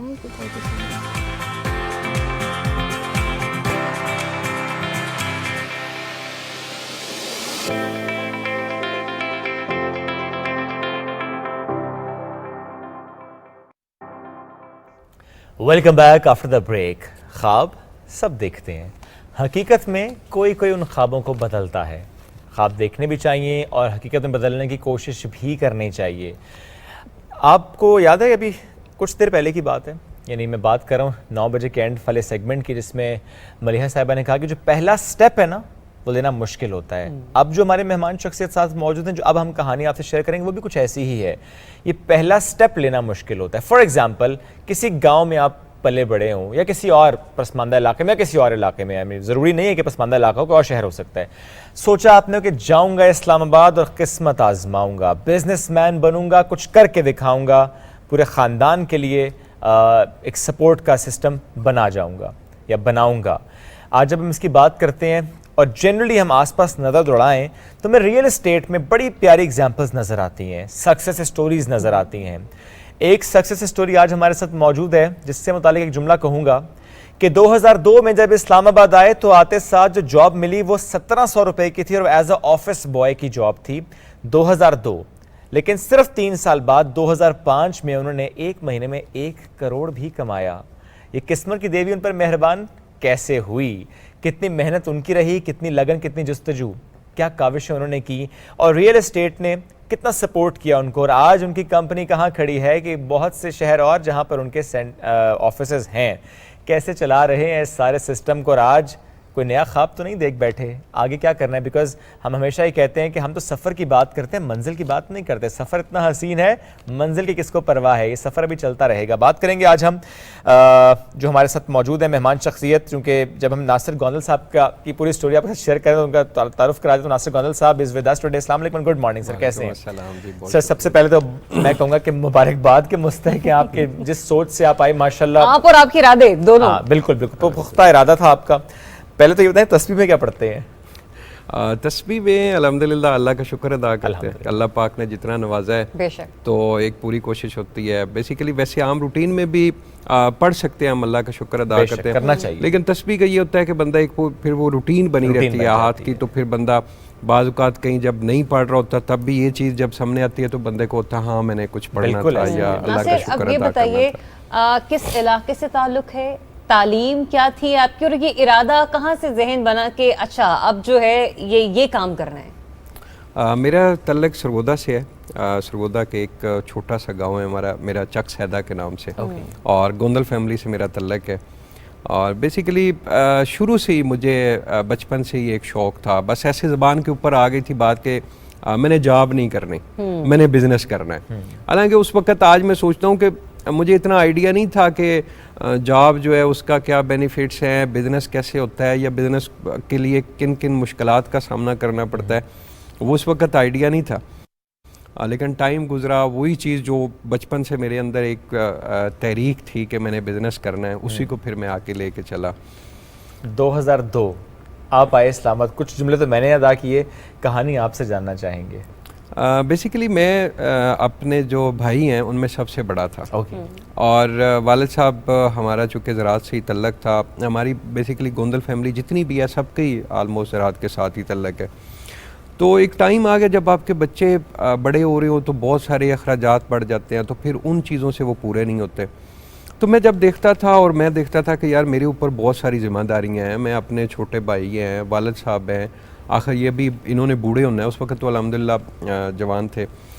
तो मैं उन चीज़ों को देखता था, फिर मैं सोचता था, फिर एक दिन मैंने स्टेप लिया और मैंने कहा नहीं अब मैंने कुछ करना है। तो अब मैं सोचता था कि मैं अपने गांव के अंदर तो कोई इस तरह का बिज़नेस नहीं कर सकता, यहाँ पे अपॉर्चुनिटीज़ नहीं है। बड़े से बड़े आप क्या कर सकते हैं कि किराना स्टोर बना सकते हैं गांव के अंदर। तो कहा कि किसी बड़े शहर चलते हैं, वहाँ पे देखते हैं, चीज़ें देखेंगे, मुश्किलात बर्दाश्त करेंगे। एक तो जो भी काम करूँगा किसी को ये नहीं पता होगा कि देखो जी फ़लाँ का बेटा जो है वो ये छोटा काम कर रहा है या अर्ली स्टेज के ऊपर जो है वो कोई काम कर रहा है। तो ये भी एक बड़ी वो आम रूटीन में हमारे, आपको पता है पंजाब में एक कल्चर है। तो फिर मैं इस्लामाबाद मैंने नहीं देखा हुआ था, नाम सुना हुआ था, वहाँ गया बस स्टॉप के ऊपर, उनसे मैंने पूछा कि यार टिकट चाहिए, तो उन्होंने मुझे दे दी। कोई था इस्लामाबाद में? नहीं, मेरा कोई बंदा इस्लामाबाद में जानने वाला ना था, रैंडमली। इवन दो के कोई इतना गाइड करने वाला भी नहीं था कि इस्लामाबाद कहाँ उतरना है आपने, कहाँ जाना है, या कोई बंदा शाम के खाने 2002 की बात ये 2002 के, उस वक्त मेरी एज जो है वो 18-19 साल थी मेरी एज। तो सुबह की मैंने सीट करवाई, मैंने कहा कि सुबह सुबह मैं पहुंच जाऊंगा, पूरा दिन मेरे पास होगा, मैं जाके अपना कुछ देख लूँगा कि मैंने रहना कहाँ पे है, जाना कहाँ पे है। तो लेकिन एक बात में माइंड में कभी आई ही नहीं है कि मैं सुबह जाऊंगा, अगर शाम तक मुझे कुछ ना मेरी कुछ स्पोर्ट हुई, कुछ जगह ना बन सके तो मैं रात तो वापस आ जाऊंगा, ये माइंड में था ही नहीं। वापस नहीं आना, ठीक है, जो भी होगा उधर ही होगा, ठीक है। तो अल्लाह पाक ने करम किया, जब मैं सुबह फजर के टाइम मैं घर से निकला, आलमोस्ट मैंने अपने पेरेंट्स को भी नहीं बताया था कि मैं सुबह सुबह इस तरह निकल रहा हूँ। अच्छा, ठीक है। वालिद साहब ने, वैसे मैंने उनके साथ जिक्र किया तो मैंने कहा हाँ एक जॉब होगी है मेरी इस्लामाबाद में, दोस्त हैं, तो उन्होंने मुझे फ़ोन किया कि फ़ौरन पहुँचो। ठीक है, उनको थोड़ा मुतमिन कर दिया कि बस ये परेशान ना हो कि यार पता नहीं ये कहाँ निकल रहा है। जेब में कितने पैसे लेके निकले थे? उस वक्त मेरे पास 1700 रुपये थे। 1700 रुपये लेके आप निकले, सरगोदा से पहुँचे इस्लामाबाद। तो लेकिन जब मैं अपने घर से निकला, अब वैन के स्टॉप के ऊपर जाना था, तो मैं अपने अल्लाह पाक की तरफ ना, आसमान की तरफ देख के मैंने बात की। मैंने कहा या अल्लाह पाक, आज सबको नहीं पता कि मैं कहाँ जा रहा हूँ, मुझे खुद नहीं पता मैं कहाँ जा रहा हूँ, लेकिन तुझे पता है कि मैं कहाँ जा रहा हूँ और क्या करने जा रहा हूँ, अब तेरे आसरे पे मैं जा रहा हूँ। तो अल्लाह का शुक्र है, शुरू से मेरा एक माइंड सेट था, मैंने आज तक अपनी लाइफ की जो कामयाबियाँ हैं, जो कुछ है वो अल्लाह पाक से मांगा है। और उसका क्रेडिट भी मैंने अल्लाह पाक को ही दिया है कि अल्लाह पाक की फजलो करम से इंसान जो है वो सारा कुछ कर सकता है। तो शुरू से मैं वैन पे बैठ गया, सारे रास्ते सोचता रहा क्या करूँगा, वहाँ पे कौन है। फिर इस्लामाबाद आ गया, यहाँ पे G9 में पहुँच गया, कराची कंपनी में पहुँच गया। आपको पता है G9 पे वो स्टाफ पे बड़ी आवाज़ें लगा रहे थे, बल्कि मैं पीर वदाई स्टाफ पे उतरा तो वहाँ पे अब मुझे समझ नहीं आ रही कि वो पिंडी कहाँ पे है और इस्लामाबाद कहाँ पे है। ठीक है। तो वहाँ पे वैन वाले ना सबसे ज़्यादा जो आवाज़ लगा रहे थे वो कराची कंपनी की लगा रहे थे। ठीक है, तो मैंने कहा यार ये जो कोई फेमस जगह है यहाँ पे चलता हूँ, ये देखा जाएगा। ठीक है, तो यहाँ पे पहुँच गया। अब मैं वैन से उतरा तो मैं फिर इधर उधर देखने लग गया कि अब क्या करना है। और फ्रूट वाला सामने था, उससे मैंने पूछा, मैंने कहा यार यहाँ पे रैश का क्या सिस्टम है। तो उन्होंने मुझे ऐसे ऐसे पानी वो फेंक रहा था अपनी फ्रूट के ऊपर, साथ मुझे उसने कहा वो देखो वो सामने प्रॉपर्टी वाले हैं उनके पास चले जाओ। तो मैं सुबह तकरीबन 8 साढ़े 8 बजे का टाइम था, प्रॉपर्टी वालों के ऑफिस गया। हाजी फैज़ साहब थे, अल्लाह पाक उनको बहुत इज़्ज़त दे। और मैं उनके ऑफिस गया तो वो ख़ुद ही सफाई कर रहे थे अपने ऑफिस की। तो मैंने जाके कहा कि अस्सलाम वालेकुम। वालेकुम सलाम। तो मैंने कहा कि मुझे रैश चाहिए, यहाँ पे रेंट के ऊपर घर चाहिए। अब मुझे आइडिया नहीं था, मैं गांव से आया हुआ था कि यहाँ पे रैश का क्या सिस्टम होता है। तो उन्होंने मुझे कहा कि ठीक है आपको मिल जाएगी, यहाँ पे F8 में आपको 50,000 के ऊपर रेंट पे मिलेगा। और आपका वहीं तरह निकल गया। फलां एरिया में F10 है और इस्लामाबाद के कुछ और मुझे उन्होंने सेक्टर्स की बात की कि आपको इतने 1000 में मिल जाएगी, 40,000 50,000। तो मैंने कहा कि सर मैं तो गांव से आया हूँ मजदूरी करने के लिए, तो मुझे तो ये वाला नहीं, कुछ सस्ते वाला करें। तो उस वक्त वो भाई साहब ना शॉक हुए, कहते हैं बेटा कहाँ आए हो, कौन हो, भाग के आए हो घर से। मैंने उनको फिर पूरा बताया, मैंने कहा भाग के नहीं आया, कुछ करने के लिए आया हूँ, लेकिन ये है कि कुछ करके जाऊँगा, पता नहीं है, ये चीज़ें नहीं है। तो उन्होंने मुझे ना बड़ा गाइड किया। उन्होंने कहा देखो आप मजदूरी के लिए आए हो तो मजदूर तो फुटपाथ पे सोते हैं, ठीक है, आप फिर घर ना ढूंढो, ठीक है, जॉब इस वक्त मिलती नहीं है। मेरी मैट्रिक क्वालिफिकेशन थी और उन्होंने कहा जी इस जॉब इस पे तो कुछ भी नहीं आपको मिलेगा। लेकिन मैंने कहा चलो एनी हो कोई नहीं इशू, आप मुझे कोई थोड़ा बहुत रहायश का थोड़ा आइडिया दे, बाकी अल्हम्दुलिल्लाह मैं इशू नहीं है, मैं कर लूँगा। तो उन्होंने मुझे कहा कि मुझे उन्होंने वैसे पूछा, हैंड राइटिंग का टेस्ट लिया, तो मुझे कहते हैं कि आप हमारे पास ही काम कर लें। तो मैंने कहा सर आपके पास क्या काम होगा। उन्होंने कहा जी एक तो एज ए ऑफिस बॉय आप काम करेंगे ऑफिस के लिए, सेकंड हम लोग हज उम्रा का काम करते हैं तो उसमें हमारा फाइल वर्क काफ़ी होता है, तो आपकी हैंड राइटिंग अच्छी है तो आप वो भी साथ करते रहें। मैंने कहा ठीक है ओके। तो अच्छा यहाँ पे भी मैं अल्लाह पाक कितना शुक्र अदा करता हूँ कि मुझे खुद नहीं कहना पड़ा किसी को कि मुझे नौकरी चाहिए, अल्लाह पाक ने खुद मुझे ऑफर करवाया। ठीक है, तो चूँकि मैंने आपको कहा ना कि मैं अल्लाह पाक से ही मदद लेके निकला था। अच्छा फिर मैंने कहा जी पे क्या होगी, उन्होंने कहा जी 1000 रुपये। मैंने कहा सर ये कम नहीं है। कहते हैं चले 1500 कर देते हैं। तो 1500 रुपये वो मेरी उन्होंने सैलरी फिक्स की। अब 1500 में मैं एज ए ऑफिस बॉय का भी काम करता था, पूरे ऑफिस की सफाई, मेहमानों के लिए चाय लेके आनी, फिर उसके बाद जो टाइम बचता था वो उनकी जितना फाइल वर्क होता था वो मैं करता था। बल्कि वो शाम को घर चले जाते थे और मुझे मुझे वो काम दे जाते थे कि आपने ये इतनी फाइलें जो हैं ये तैयार करनी है, मुझे उन्होंने गाइड कर दिया था। तो मैं वो तैयार करके रात 9-10 बजे जो है वो घर जाता था। लेकिन ये है कि अल्हम्दुलिल्लाह स्टार्टिंग के कुछ मेरे मंथ्स जो हैं वो मुश्किल गुजरे, चूँकि आपको पता है 1500 पे होती है, कुछ भी नहीं है, कुछ भी और नहीं है। 1500 पे में अब आप उस वक्त मैं 500 रुपये एक बेड का मैंने रेंट के ऊपर लिया था एक रूम में, वो मैं पे करता था। पीछे मेरे पास 1000 रुपया होता था। अब 1000 रुपये में मैं गांव भी आना जाना करता था। उस वक्त 50-60 रुपये हमारे रेंट था और पूरा मंथ जो है वो खाना भी खाना होता था। ठीक है, 1000 में।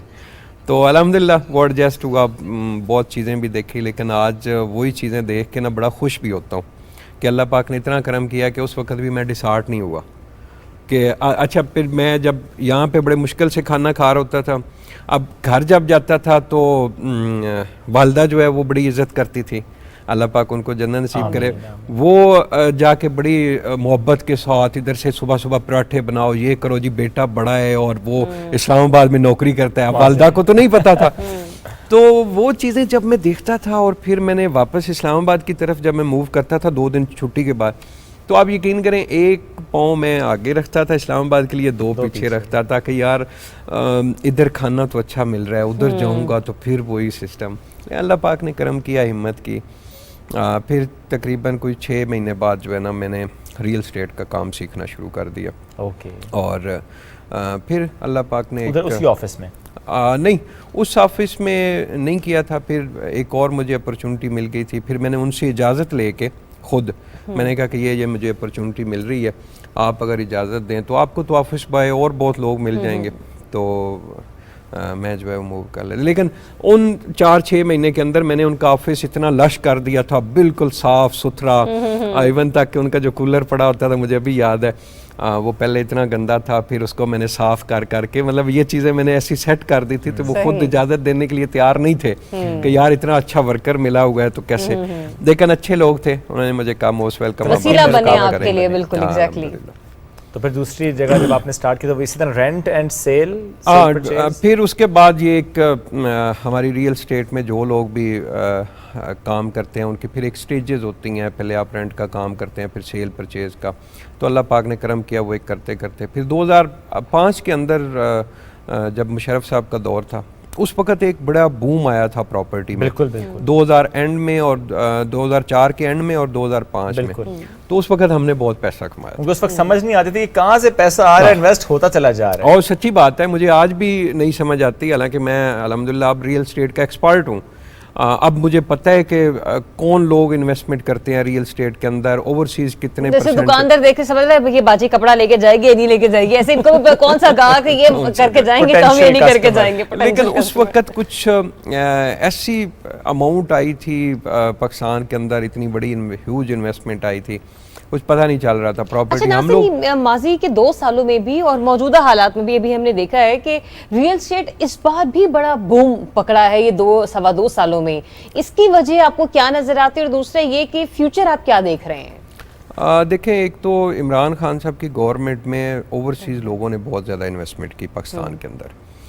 एक तो उनका स्पेशली उनके ऊपर ट्रस्ट था। अभी भी जो गवर्नमेंट है इनके भी पिछले दौरे हुकूमत में अच्छी रियल एस्टेट का काम जो है वो ओवरऑल हम देखते हैं कि जनरली रियल एस्टेट में लोगों ने इन्वेस्ट किया है। हम जरा जानना चाह रहे हैं कि जनरली इस वक्त में 2016 से लेके 2022 आज तक जिस तरह हम देख रहे हैं नए प्रोजेक्ट्स हैं, स्मार्ट सिटीज़ हैं, लोग इन्वेस्ट कर रहे हैं, ना सिर्फ पाकिस्तानी बल्कि ओवरसीज़ भी।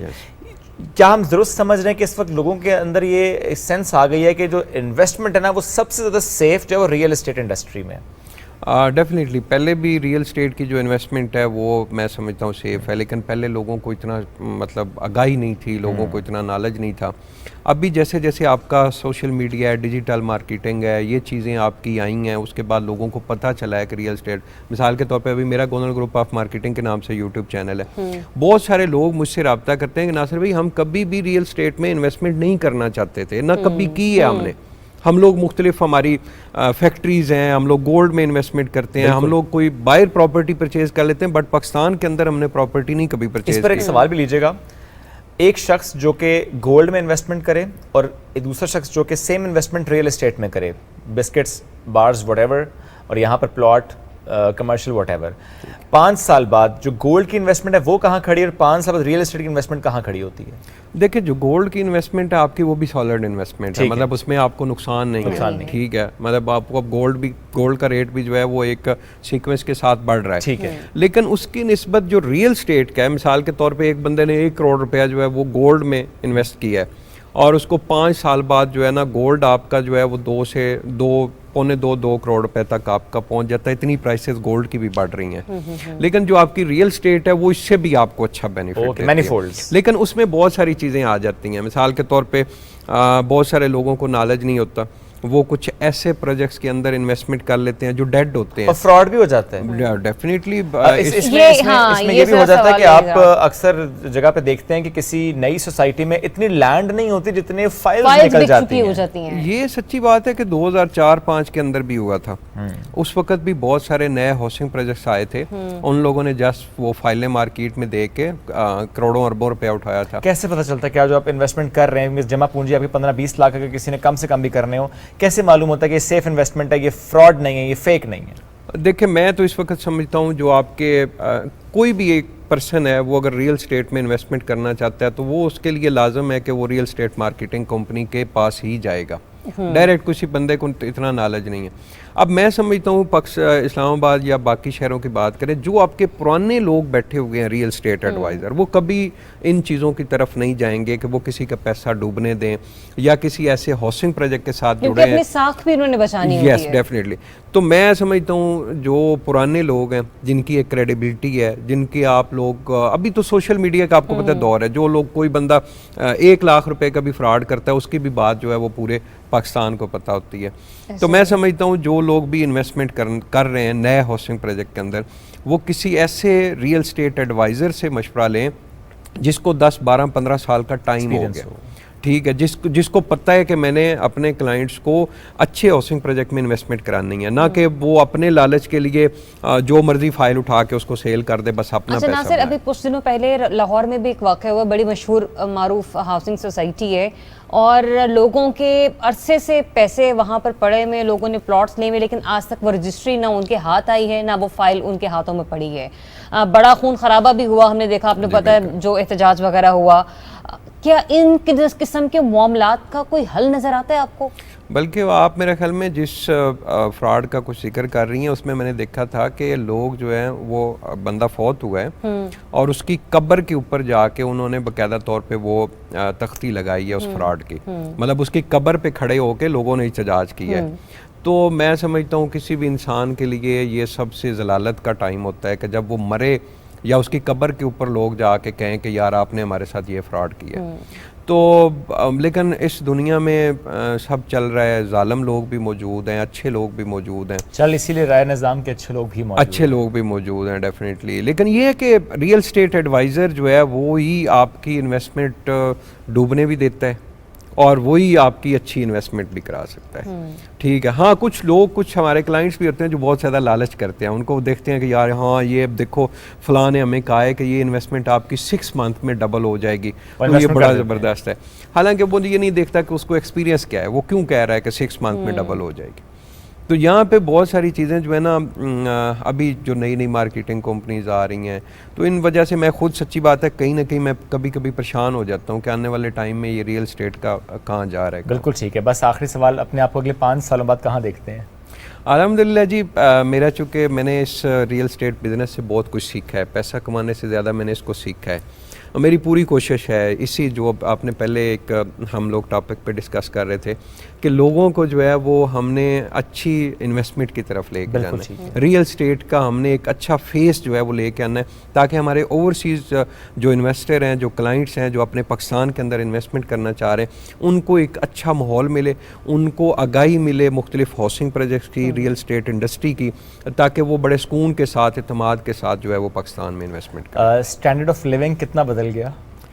डेफिनेटली जी, अल्हम्दुलिल्लाह, लेकिन मैंने इतना नहीं बढ़ाया। अच्छा। मैंने हमेशा देखा है कि बहुत सारे लोग जो हैं वो अखराजात जो है वो ज़्यादा बढ़ा लेते हैं इनकम से, तो मैंने उस हिसाब से मैंने कभी फजूल खर्ची नहीं की। ज़बरदस्त। हाँ, अल्हम्दुलिल्लाह। ठीक है, बहुत शुक्रिया। बहुत शुक्रिया। साथ मौजूद थे इस वक्त बरह रास्त आपको हम लेकर चल रहे हैं, सीएम सिंध मुराद अली शाह साहब गुफ्तगू कर रहे हैं। हाजिर हुए थे जज साहब के सामने और हस्बे मामूल एक और तारीख लेके अब 7 जुलाई की तारीख मिली है। मैं सिर्फ ये बताना चाहता हूँ, पिछली दफ़ा भी मैंने थोड़ा सा जिक्र किया था, आज 22वीं हाज़िरी थी जो हम आए हैं इधर, और मैंने हर हाज़िरी पे कोर्ट के सामने पेश हुआ हूँ। एक बार सिर्फ मैंने छुट्टी ली थी एक हाज़िरी पे। 22 हाज़िरी और 17 अक्यूज़ड हैं इस केस में, वकला, उसके अलावा कुछ अपने लोग साथ भी आते हैं। चले आप वकला को हटा दें, और सब कराची से आते हैं। कराची से इस्लामाबाद आना, एक रात रहना भी पड़ता है। मेरा ख्याल है कुछ भी नहीं हो तो लाख रुपए एक बंदे का खर्चा हो जाता है हर दफ़े।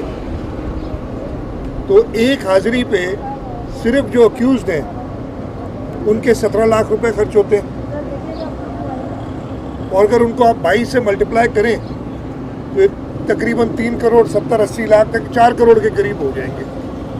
ये तो सिर्फ हो गई जो ट्रैवलिंग कॉस्ट, जो ये मैं बहुत कम करके बता रहा हूँ। उसके बाद उनके वकला हैं वो भी आते हैं, कोई लाहौर से आता है, कोई इस्लामाबाद के, कुछ कराची के हैं, वकला की फीस, ये सब आप मिला दें तो मैं सिर्फ ये पूछना चाहूँगा कि ये जो खर्चा हो रहा है इसलिए कि ये बिल्कुल एक वेस्ट जा रहा है, एक केस जिसका ना सर है ना पैर है, जो पॉलिटिकल विक्टिमाइजेशन के ज़रिए की वजह से उन्होंने रजिस्टर किया था, रिज़ल्ट उसका कुछ नहीं निकलना है।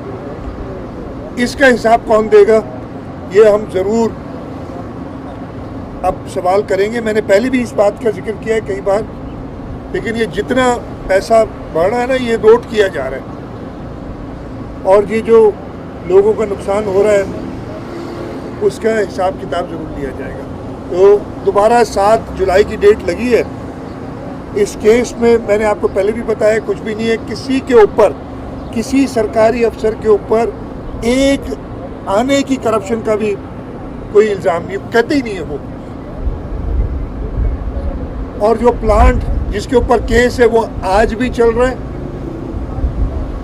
आज भी कराची इलेक्ट्रिक सप्लाई के इलेक्ट्रिक जो है उसकी जो ऑर्डर ऑफ मेरिट होता है कि जिसमें जो सस्ते प्लांट से पहले बिजली लेते हैं, महंगों से बाद में लेते हैं, उसमें पहले नंबर पे है।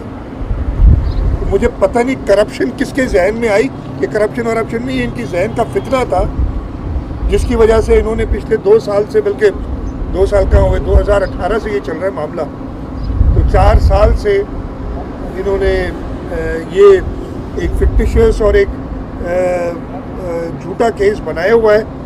कोर्ट का भी टाइम वेस्ट कर रहे हैं, हम सबका टाइम वेस्ट कर रहे हैं, वकला का टाइम वेस्ट कर रहे हैं, और आप लोगों को तो मौका मिल जाता है बात करने का, मैं कह रहा हूँ आपका भी टाइम वेस्ट कर रहे हैं, मीडिया चैनल्स का भी टाइम वेस्ट कर रहे हैं। तो ये आप सिर्फ हिसाब लगाएं कि यही पैसे कहीं और जगह खर्च होते तो क्या नहीं हो सकता था।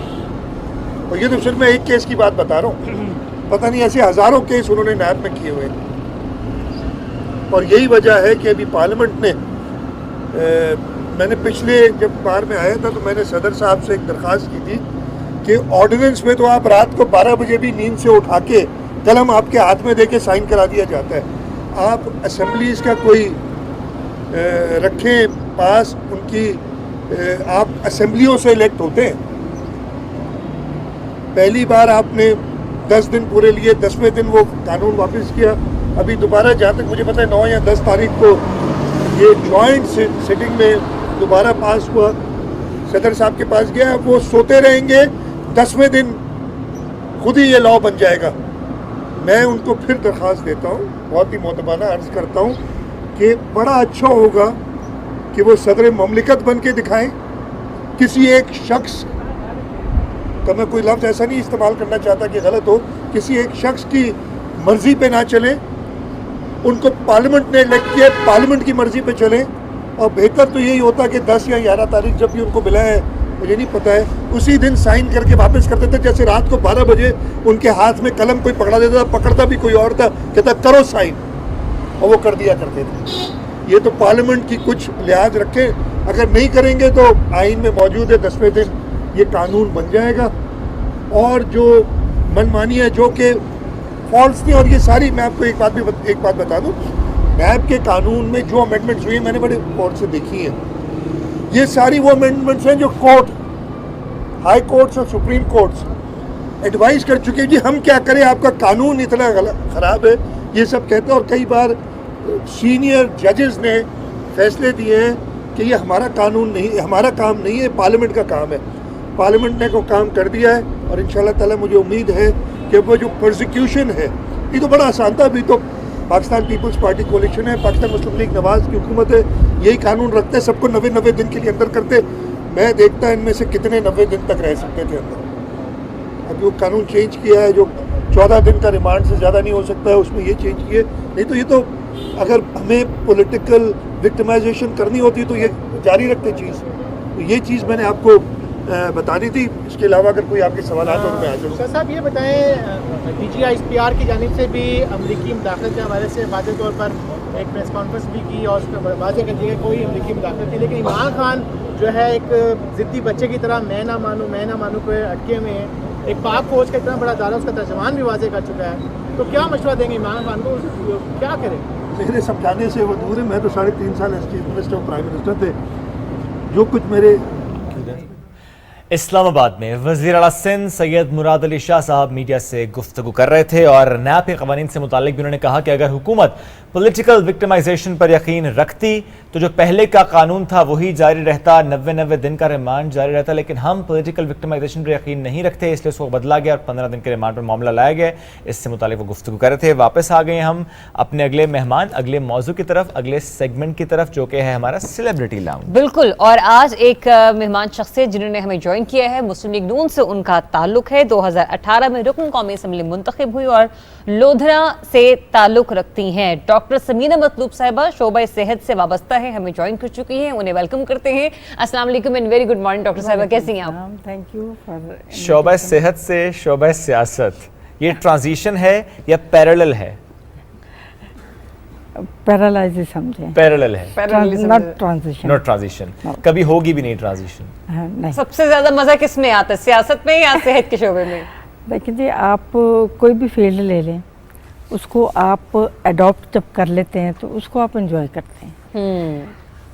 कोई भी काम हो, जब आप अपने ऊपर तारी कर लो, उसमें मज़ा ही मज़ा है। उसको डिटेल आप उसको अंडरस्टैंड करें और उस पर फुली मूवमेंट करें, अपनी सर्विसेज दें, तो आपकी लाइफ बहुत बेहतरीन और आपके सोच के मुताबिक गुजरेगी।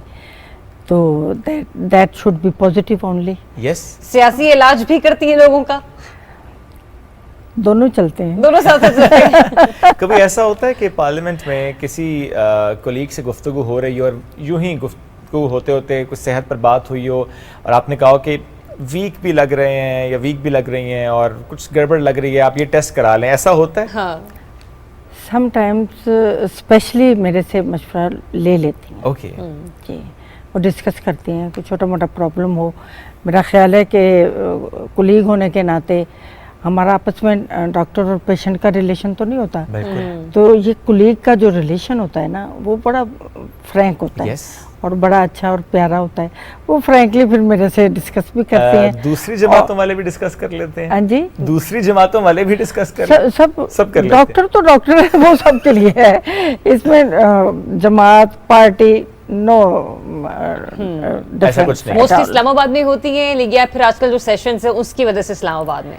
नहीं, मैं सेशन की वजह से मोस्टली इस्लामाबाद होती हूँ, लेकिन समटाइम्स मीटिंग जब करीब करीब हूँ तो फिर मैं इधर ही रह जाती हूँ, क्योंकि सफ़र ज़्यादा है। तो फिर वो मैं कोशिश करती हूँ कि अवॉइड करूँ। फिर मैं अपनी मीटिंग वगैरह अटेंड करने के बाद जो टाइम बचता है फिर मैं वापस जाती हूँ, क्योंकि हॉस्पिटल मेरा 92 से मैं लोधरा में हूँ।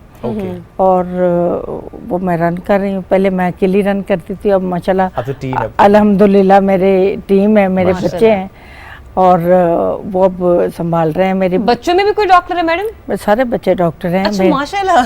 घर में क्लिनिक है पूरा। इसीलिए तो मैं कह रही हूँ ये फैमिली डॉक्टर फैमिली है। अच्छा, तो माशाल्लाह। तो फिर उनकी आगे मेरी जो डॉक्टर इन लॉज हैं, दे आर आल्सो डॉक्टर हैं। अच्छा, ठीक है। हस्बैंड भी? मेरे हस्बैंड नहीं डॉक्टर। वो बच्चे में? वो बच्चे में। ठीक है।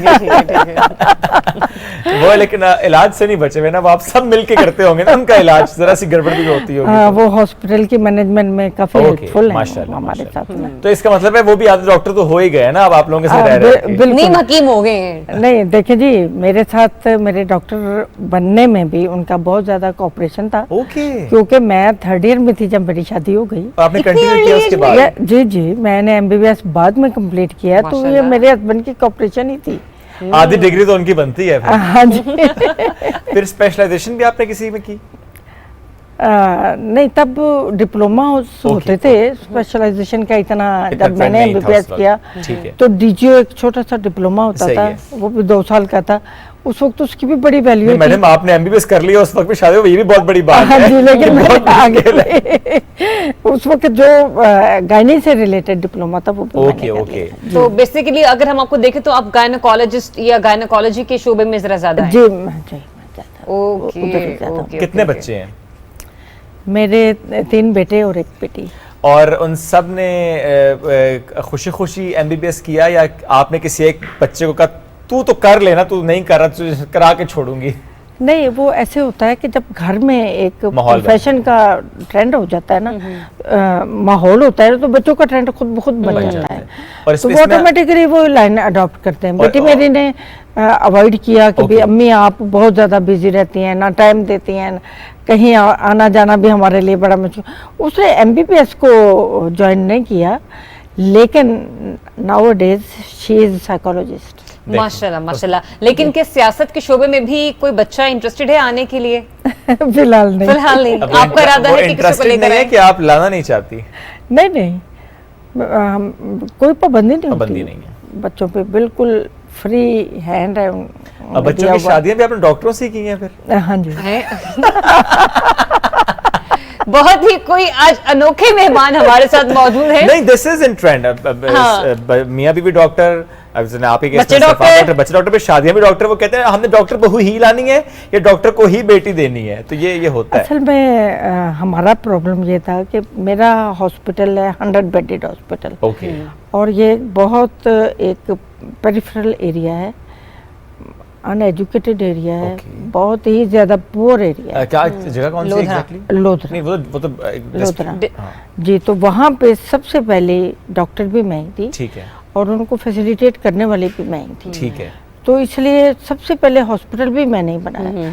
तो हम वो इसलिए लोगों का जो मेरे पास आने का या हॉस्पिटल आने का जो ट्रेंड है वो काफी ज्यादा है। तो लोधरा में वैसे और हॉस्पिटल्स मेरे साथ अटैच हैं। ओके, लोधरा में जनरली और हॉस्पिटल में जरा बड़ा एरिया है? नहीं, अब तो बहुत सारे बन गए हैं। मैं इसलिए जानना चाहता लोधरा में एग्जैक्टली किस जगह पे आपका ये हॉस्पिटल? बिल्कुल सिटी में। सिटी में ही है? अच्छा, हाँ जी, ठीक है, सिटी में। तो उसमें फिर ये था कि मैं वहाँ पे लोगों की डॉक्टर नहीं थी, मैं उनकी फैमिली मेंबर ही थी। ओके। तो इसीलिए वो पॉलिटिक्स में भी फिर मैं आती चली गई ना। अवेयरनेस देनी थी, इलिटरेट पीपल थे, उनको हर तरीके से अवेयरनेस देनी थी। वहाँ पे mortality rate, maternal and foetal mortality rate बहुत ज़्यादा था, उनको हर तरीके से फिर मैंने वक़्फ़ किया कि आपने अपनी लाइफ को और अपनी ज़िंदगी की जो इम्पोर्टेंस है उसको आपने कैसे फील करना। 2018 में मैडम साहबा आपको टिकट मिला और फिर आप रुकन कौमी असम्बली मुंतखब हुई। गो के इक़्तिदार में पाकिस्तान तहरीक इंसाफ है, लेकिन किसके मद्दे मुकाबिल आपने इलेक्शन लड़ा था? नहीं, मैं इलेक्शन नहीं लड़ा था, रिजर्व सीट पर आई हैं, ठीक है। और अगर क्या कहते अब आपकी कॉन्स्टिट्यूंसी है और वहां से भी आप मामला को लेकर चलती हैं, आपको क्या लगता है कि अगर वहां पर इस ग्रुप के लोग खड़े होते हैं तो मेरा मुकाबला सख्त तरीन वहां पर होगा, अगर आप इस तरीके से इलेक्शन कंटेस्ट करती हैं? तो मेरा कोई इरादा इलेक्शन कंटेस्ट करने का कोई प्रोग्राम नहीं है, बिल्कुल भी नहीं। तो फिर सियासत में आने का प्लान किस तरह से किया? वो मैं आपको बता रही हूँ ना कि मैंने मुख्तलिफ प्लेटफॉर्म लिए सिर्फ लोगों को अवेयरनेस। ठीक, आपको लगा उससे एक पार्लिमानी प्लेटफॉर्म अगर मेरा मैं अगर उनको हेल्थ के प्लेटफॉर्म पे इकट्ठा करती हूँ तब भी वो मेरे पास खवातीन हो, अगर मैं सेकंड कोई अडॉप्ट करती हूँ, मैं NGO का प्लेटफॉर्म भी मैं लेती रही हूँ, यानी कि मैं सिर्फ अपनी खवातीन के साथ वहाँ पे इन्वॉल्व होना चाहती थी ताकि मैं उनको हर तरीके से अवेयर और उनकी लाइफ की इम्पोर्टेंस बता सकूं। और बाकी जो मेरी सियासत में दिलचस्पी वो तो मैं स्कूल कॉलेज के ज़माने से हमेशा से एक्टिव थी। जबरदस्त। हाँ जी, तो इसलिए वो थोड़े से वो कहते हैं ना वो जरासीम चलते आ रहे थे। बिल्कुल ठीक है। पार्लियामेंट में कोई ऐसी अचीवमेंट जो आप समझती हो कि वो आपके सर जाती है या आपका उसमें रोल रहा है, समटाइम्स अ बिल, कोई और मामला जिसमें आपने आवाज़ उठाई है, वो क्या रहा? क्योंकि मैं हेल्थ से मुतल्लिक़ हूँ और मेरी कोशिश होती है कि मैं डॉक्टर्स के लिए और हेल्थ के मैटर में ज़्यादा से ज़्यादा अपने शेयर कर सकूँ, अपनी इन्वॉल्वमेंट शो कर सकूँ और अच्छी से अच्छी पॉलिसीज़ लाने की कोशिश करूँ। वो मैं करती हूँ। वो करती हैं। इसमें हमने डॉक्टर साहब देखा भी जनरली हर कुछ मंथ्स बाद यंग डॉक्टर्स एसोसिएशन जिस भी शहर में उनकी एसोसिएशन वो एहतजाज करते हैं। कुछ जगह पे ड्यूज़ का मामला होता है, कुछ जगह पे कॉल्स जो लंबी लंबी कॉल्स हैं वो मामला भी होता है। ये मामलात कैसे कंट्रोल होंगे, आपकी राय इसमें क्या है as a doctor and as a politician? As a doctor मैं समझती हूँ कि अगर हम उनको हमारी गवर्नमेंट या हमारे कवानीन जो हेल्थ में हैं वो उन्हें फैसिलिटेट करे तो उनको क्यों सड़कों पे आने का मौका मिले। अब देखिए कि बिल बनते हैं, कुछ चीज़ें डॉक्टर की सोच के मुताबिक नहीं होती और उनके लिए बेनिफिशियल नहीं होती, तो वो फिर सड़कों पे आके एहतजाज करते हैं। अदरवाइज़ अगर आप उन्हें अच्छे तरीके से अकोमोडेट करें, हर लेवल पे उन्हें अच्छा फैसिलिटेट करें, तो वो क्यों सड़कों पे आएंगे? आप उस एहतजाज को सपोर्ट करती हैं या कि आपको लगता है कि वो तरीका गलत है? नहीं, एहतजाज करना तो आईनी हक है, लेकिन एग्रेसिव होना तरीका गलत है। और उसमें भी मैं इसलिए सवाल अपनी आवाज उठाना कोई गलत नहीं। बिल्कुल ठीक है, लेकिन उसमें सवाल इसलिए कर रहा हूँ क्योंकि बाज़ औक़ात हम ये भी देखते हैं, वो कहते हैं कि जी ऑपरेशन थिएटर का जो डॉक्टर है वो वहीं पर है या इमरजेंसी का डॉक्टर वहीं पर है, हमने सिर्फ ओपीडीज़ का बाइकआउट किया है। बट जब आप मरीज से पूछ रहे वो जाए उस हॉस्पिटल में, कहते हैं जी डॉक्टर्स हैं ही नहीं, एहतजाज में डिलीवरीज जो होती हैं वो मिसमैनेज हो जाती हैं। नहीं, इस किस्म के एहतजाज को मैं वैसे ज़ाती तौर पर पसंद नहीं करती, जिससे हमारा पेशेंट सफ़र करे, लेकिन अपनी आवाज़ उठाना और गवर्नमेंट तक पहुंचाना, ये कोई भी डिमांड सवाल सारे वो उनका राइट है, बिल्कुल ठीक, लेकिन हर चीज़ लिमिटेशन के मुताबिक होनी चाहिए। लेकिन you being in the government now, क्योंकि ज़रा पीएमएल की गवर्नमेंट है, इन मामलात को हल करने के लिए कोई फ्रेमवर्क आप लोग डिवाइस कर रहे हैं कि आए दिन ये यंग डॉक्टर्स एसोसिएशंस के एहतजाज ना हो? नहीं, अब आपने देखा काफ़ी अरसे से नहीं हो रहे, बिल्कुल 1.5-2 साल का तो अरसा हो गया ना, नहीं हो रहा है। लेकिन उसी 1.5-2 साल के अरसे में कराची में एसोसिएशन है जो अभी तक कहते हैं कि ड्यूज क्लियर नहीं हुए। नहीं, अब और भी कम हो जाएंगे, क्योंकि अब जो चेंज आई है ना, अब हमने हेल्थ में के बिल में जो तब्दीली लेके आए हैं ना, वो लोगों की और डॉक्टर्स की ख्वाहिश के मुताबिक ही होगा। तो मेरा ख्याल है कि उन्हें एहतजाज का मौका कम में मिलेगा। बस अल्लाह करे डॉक्टर साहब कि वाकई बड़ा दुरुस्त है कि कभी ऐसा मौका ही ना बने, और ये बड़ी अच्छी बात है कि हुकूमत भी उसको संजीदगी से लेती है कि हमें उसको हल करना। यू बीइंग अ डॉक्टर ज़ाहिर है जब आप पार्लियामेंट में, तो हमें उम्मीद भी है कि आप ज़्यादा बेहतर तौर पर तर्जुमानी कर पाएंगे। मैं डॉक्टर्स का हर मैटर बिल्कुल सबसे डिस्कस करती हूँ, बल्कि मैं ओपनली उन्हें कहती हूँ कोई भी प्रॉब्लम हो, कोई सजेशन हो, आप मुझे दें ताकि मैं आगे आवाज़ उठा सकूँ। देखिए जी, ये हम लोग इधर अपनी हुकूमतों पे डिपेंडेंट होते हैं और उनके अच्छे फैसलों के ऊपर ही हमारा दारोमदार है, हमारे एटीट्यूड का दारोमदार उन्हीं के फैसलों पे है। और अगर अच्छे फैसले होंगे, हमारा एटीट्यूड क्यों एग्रेसिव होगा? तो ये चीज़ें आपस में बहुत ज़्यादा लिंक करती हैं, तो हमें इन चीज़ों को मद्देनज़र रखना चाहिए कि दूसरे को एग्रेसिव होने का मौका ना दें। सही। पॉलिटिकल सिचुएशन इस वक्त आप कहाँ पर देख रही हैं पाकिस्तान में? क्या लगता है आपको कि इलेक्शन अब अगले साल ही, इस साल कुछ नहीं? नहीं, हम तो चाह रहे हैं कि अपना टेन्योर पूरा करें। अब इलेक्शन की जो सिचुएशन है अभी, मतलब जिस धारे पे खड़ा है, जिस मोड़ पे खड़ा है, मेरा नहीं ख्याल कि इलेक्शन वो अफोर्ड कर सकता है। लेकिन इतने क्राइसिस में ये गया हुआ है, इसको कंट्रोल करना भी बड़ा मुश्किल हो रहा है। लेकिन अल्लाह ताला इंशाल्लाह हर तरीके से मेहरबानी करेंगे, और कोशिश करने से ही कुछ हासिल होता है, मेहनत करने से हासिल होता है। वैसे तो कुछ भी हासिल नहीं होने लगा। अगर तो ये बेटरमेंट की तरफ हम चले जाते हैं, तो यकीनन हमारी यही है ख्वाहिश कि हम पूरा टेन्योर पूरा करें और अपने टाइम पे इंतखाबात हों, और फेयर एंड फ्री इंतखाबात होने चाहिए। बिल्कुल सही इस मुल्क की ज़रूरत है, और ये इंशाल्लाह ज़रूर होंगे। बिल्कुल ठीक है। पेट्रोल प्राइस पे हम देखते हैं कि क्रिटिसिज्म बहुत ज़्यादा होता है, जब भी चंद रुपये बढ़ाए जाएँ तो उस पर क्रिटिसिज्म बहुत होता है। और इस सवाल में इसलिए भी करूँ चूँकि फिर लोग ना पुरानी वीडियोस शेयर करते हैं जिसमें नवाज़ शरीफ साहब कह रहे हों कि जी रात के अंधेरे में पेट्रोल प्राइस बढ़ाएगी, चूँकि ज़रा उस वक्त क्रिटिसिज्म करते थे। लेकिन अब जब हम लोगों को समझाना है, क्योंकि ठीक है माजी में जिसने जो कहा उसको थोड़ा साइड पर रखना भी चाहिए, let's move on, let's move forward, ये लोगों को समझाना कि वो रात के 12 बजे ज़रा उसका इत्तलाक होता है, इसलिए रात के अंधेरे में ही प्राइस बढ़ेगी, ज़रा उसका इत्तलाक हमने एक नई डेट से करना होता है। ये जो क्रिटिसिज्म होता है पेट्रोल प्राइस बढ़ने का, इसको हुकूमत को ज़ाहिर है एक अपना बयान लेकर चलना और आवाम को बताना है कि भाई पेट्रोल हमारे घर में तो बन नहीं रहा, ना निकल रहा है, तो प्राइस तो बढ़ेगी, और आहिस्ता आहिस्ता बढ़ा रही है। ये एक बड़ी अच्छी बात है, एकदम नहीं बढ़ा रहे, क्योंकि जिस तरह खाम तेल की कीमतें बढ़ी हैं एकदम बढ़ा सकते हैं, लेकिन नहीं बढ़ा रहे।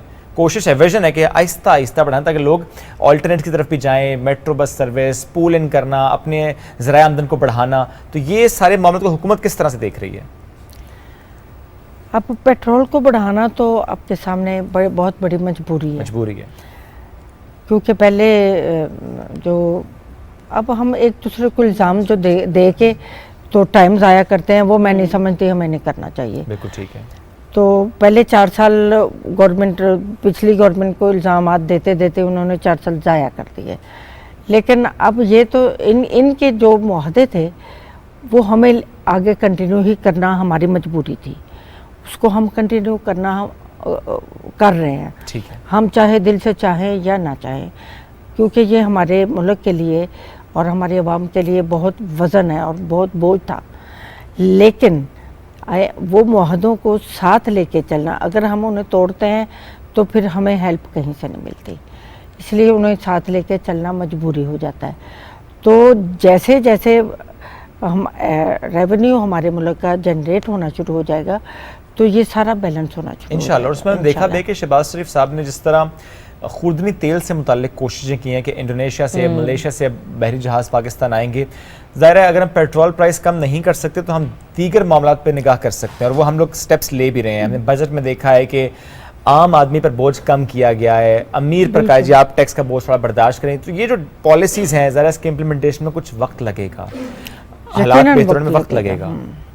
अब आप ये देखें, तनख्वाहें बड़ी मुद्दत हो गई थी, नहीं बढ़ाई गई थी, महंगाई बढ़ रही थी, लेकिन इस गवर्नमेंट ने तनख्वाहों में इजाफा किया 15% तक। उससे भी थोड़ा सा लोगों को रिलीफ मिलेगा, थोड़ा सा कुछ ना कुछ तो रिलीफ मिलेगा। दूसरा ये है कि भाई तकरीबन 1.5 करोड़ लोगों को 2000 की हेल्प एक्स्ट्रा मिली, बेनज़ीर इनकम सपोर्ट के अलावा। बिल्कुल ठीक है। ये भी उन्हीं लोगों को रिलीफ ही दिया जा रहा है, सिर्फ एक ट्राई है।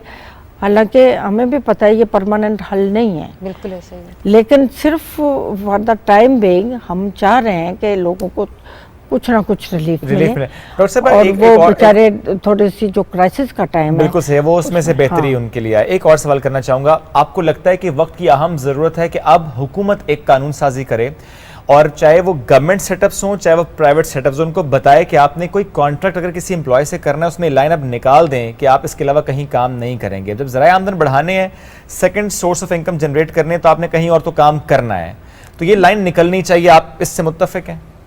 नहीं, मैं बिल्कुल मुत्तफिक हूँ। उसके अलावा हमारे बहुत सारे ऐसी चीज़ें हैं जो बिल्कुल हमें हमारा रेवेन्यू मुल्क का बढ़ा सकती हैं, लोग वो बंद पड़े हैं। अब देखिए इतने शॉर्ट टाइम में पूरी तरफ, अब हमारी PIA ले लें, वो बिल्कुल ही साइड लाइन हो गई, सिर्फ एक बयान पर सिर्फ एक बयान पे, और हमारे जितने भी पायलट थे वो सारे ग्राउंड हो गए, और जो गैर मुल्की वो करते थे वो भी ख़त्म हो गए। अब इन चीज़ों को लाइन पे लाना है, थोड़ा सा टाइम लगेगा। अब ये देखिए ये कितना बड़ा लॉस है, हमें रेलवे में भी लॉस है, हमें स्टील मिल में लॉस है। अगर ये हमारे लॉसेस पूरे होना शुरू हो जाए ना, तो हमारी बेहतरी आना शुरू हो जाएगी। और उसके अलावा हमारी एक्सपोर्ट बहुत ज़्यादा बढ़नी चाहिए। हमें इंपोर्ट में कमी हम करें, इंपोर्ट बिल कम और एक्सपोर्ट बहुत ज़्यादा करें, और उसके लिए हम सबको कलेक्टिवली, हम सबको मेहनत की ज़रूरत है, जो कि मेरा ख्याल है कि भी अवाम के कोऑपरेशन के बगैर गवर्नमेंट जो है वो जीरो होती है। And along with other political parties as well, उसमें एक पार्टी भी अगर एहतजाज करे, पार्लियामेंट का बायकॉट करे, बाहर चली जाए, तो फिर सिस्टम नहीं चलते और नहीं चलना चाहिए। इस तरह होना नहीं चाहिए, rather I must say that कि इस तरह होना नहीं चाहिए। बहुत शुक्रिया डॉक्टर साहबा, साथ मौजूद थी आप और हमसे गुफ्तगू कर रही थी, कैसे पैरेलल लेकर चल रही हैं वो अपनी पर्सनल एंड प्रोफेशनल लाइफ, यानी लोधरा, और फिर यहाँ पर ज़ाहिर पार्लियामेंट का सेशन, उसमें भी ज़ाहिर उनका आना जाना, मीटिंग्स होना। एंड ये हम देखते हैं कि ख़वातीन जिस तरह देखें कि हर फ्रंट पर हमें आगे नज़र आ रही है, तो as a doctor, as a wife, as a mother and as a politician. तो वक्त हो गया जनाब ख़त्म, आपसे मुलाकात करेंगे कल। बहुत सा ख्याल रखें, do give us your feedback. अल्लाह हाफ़िज़।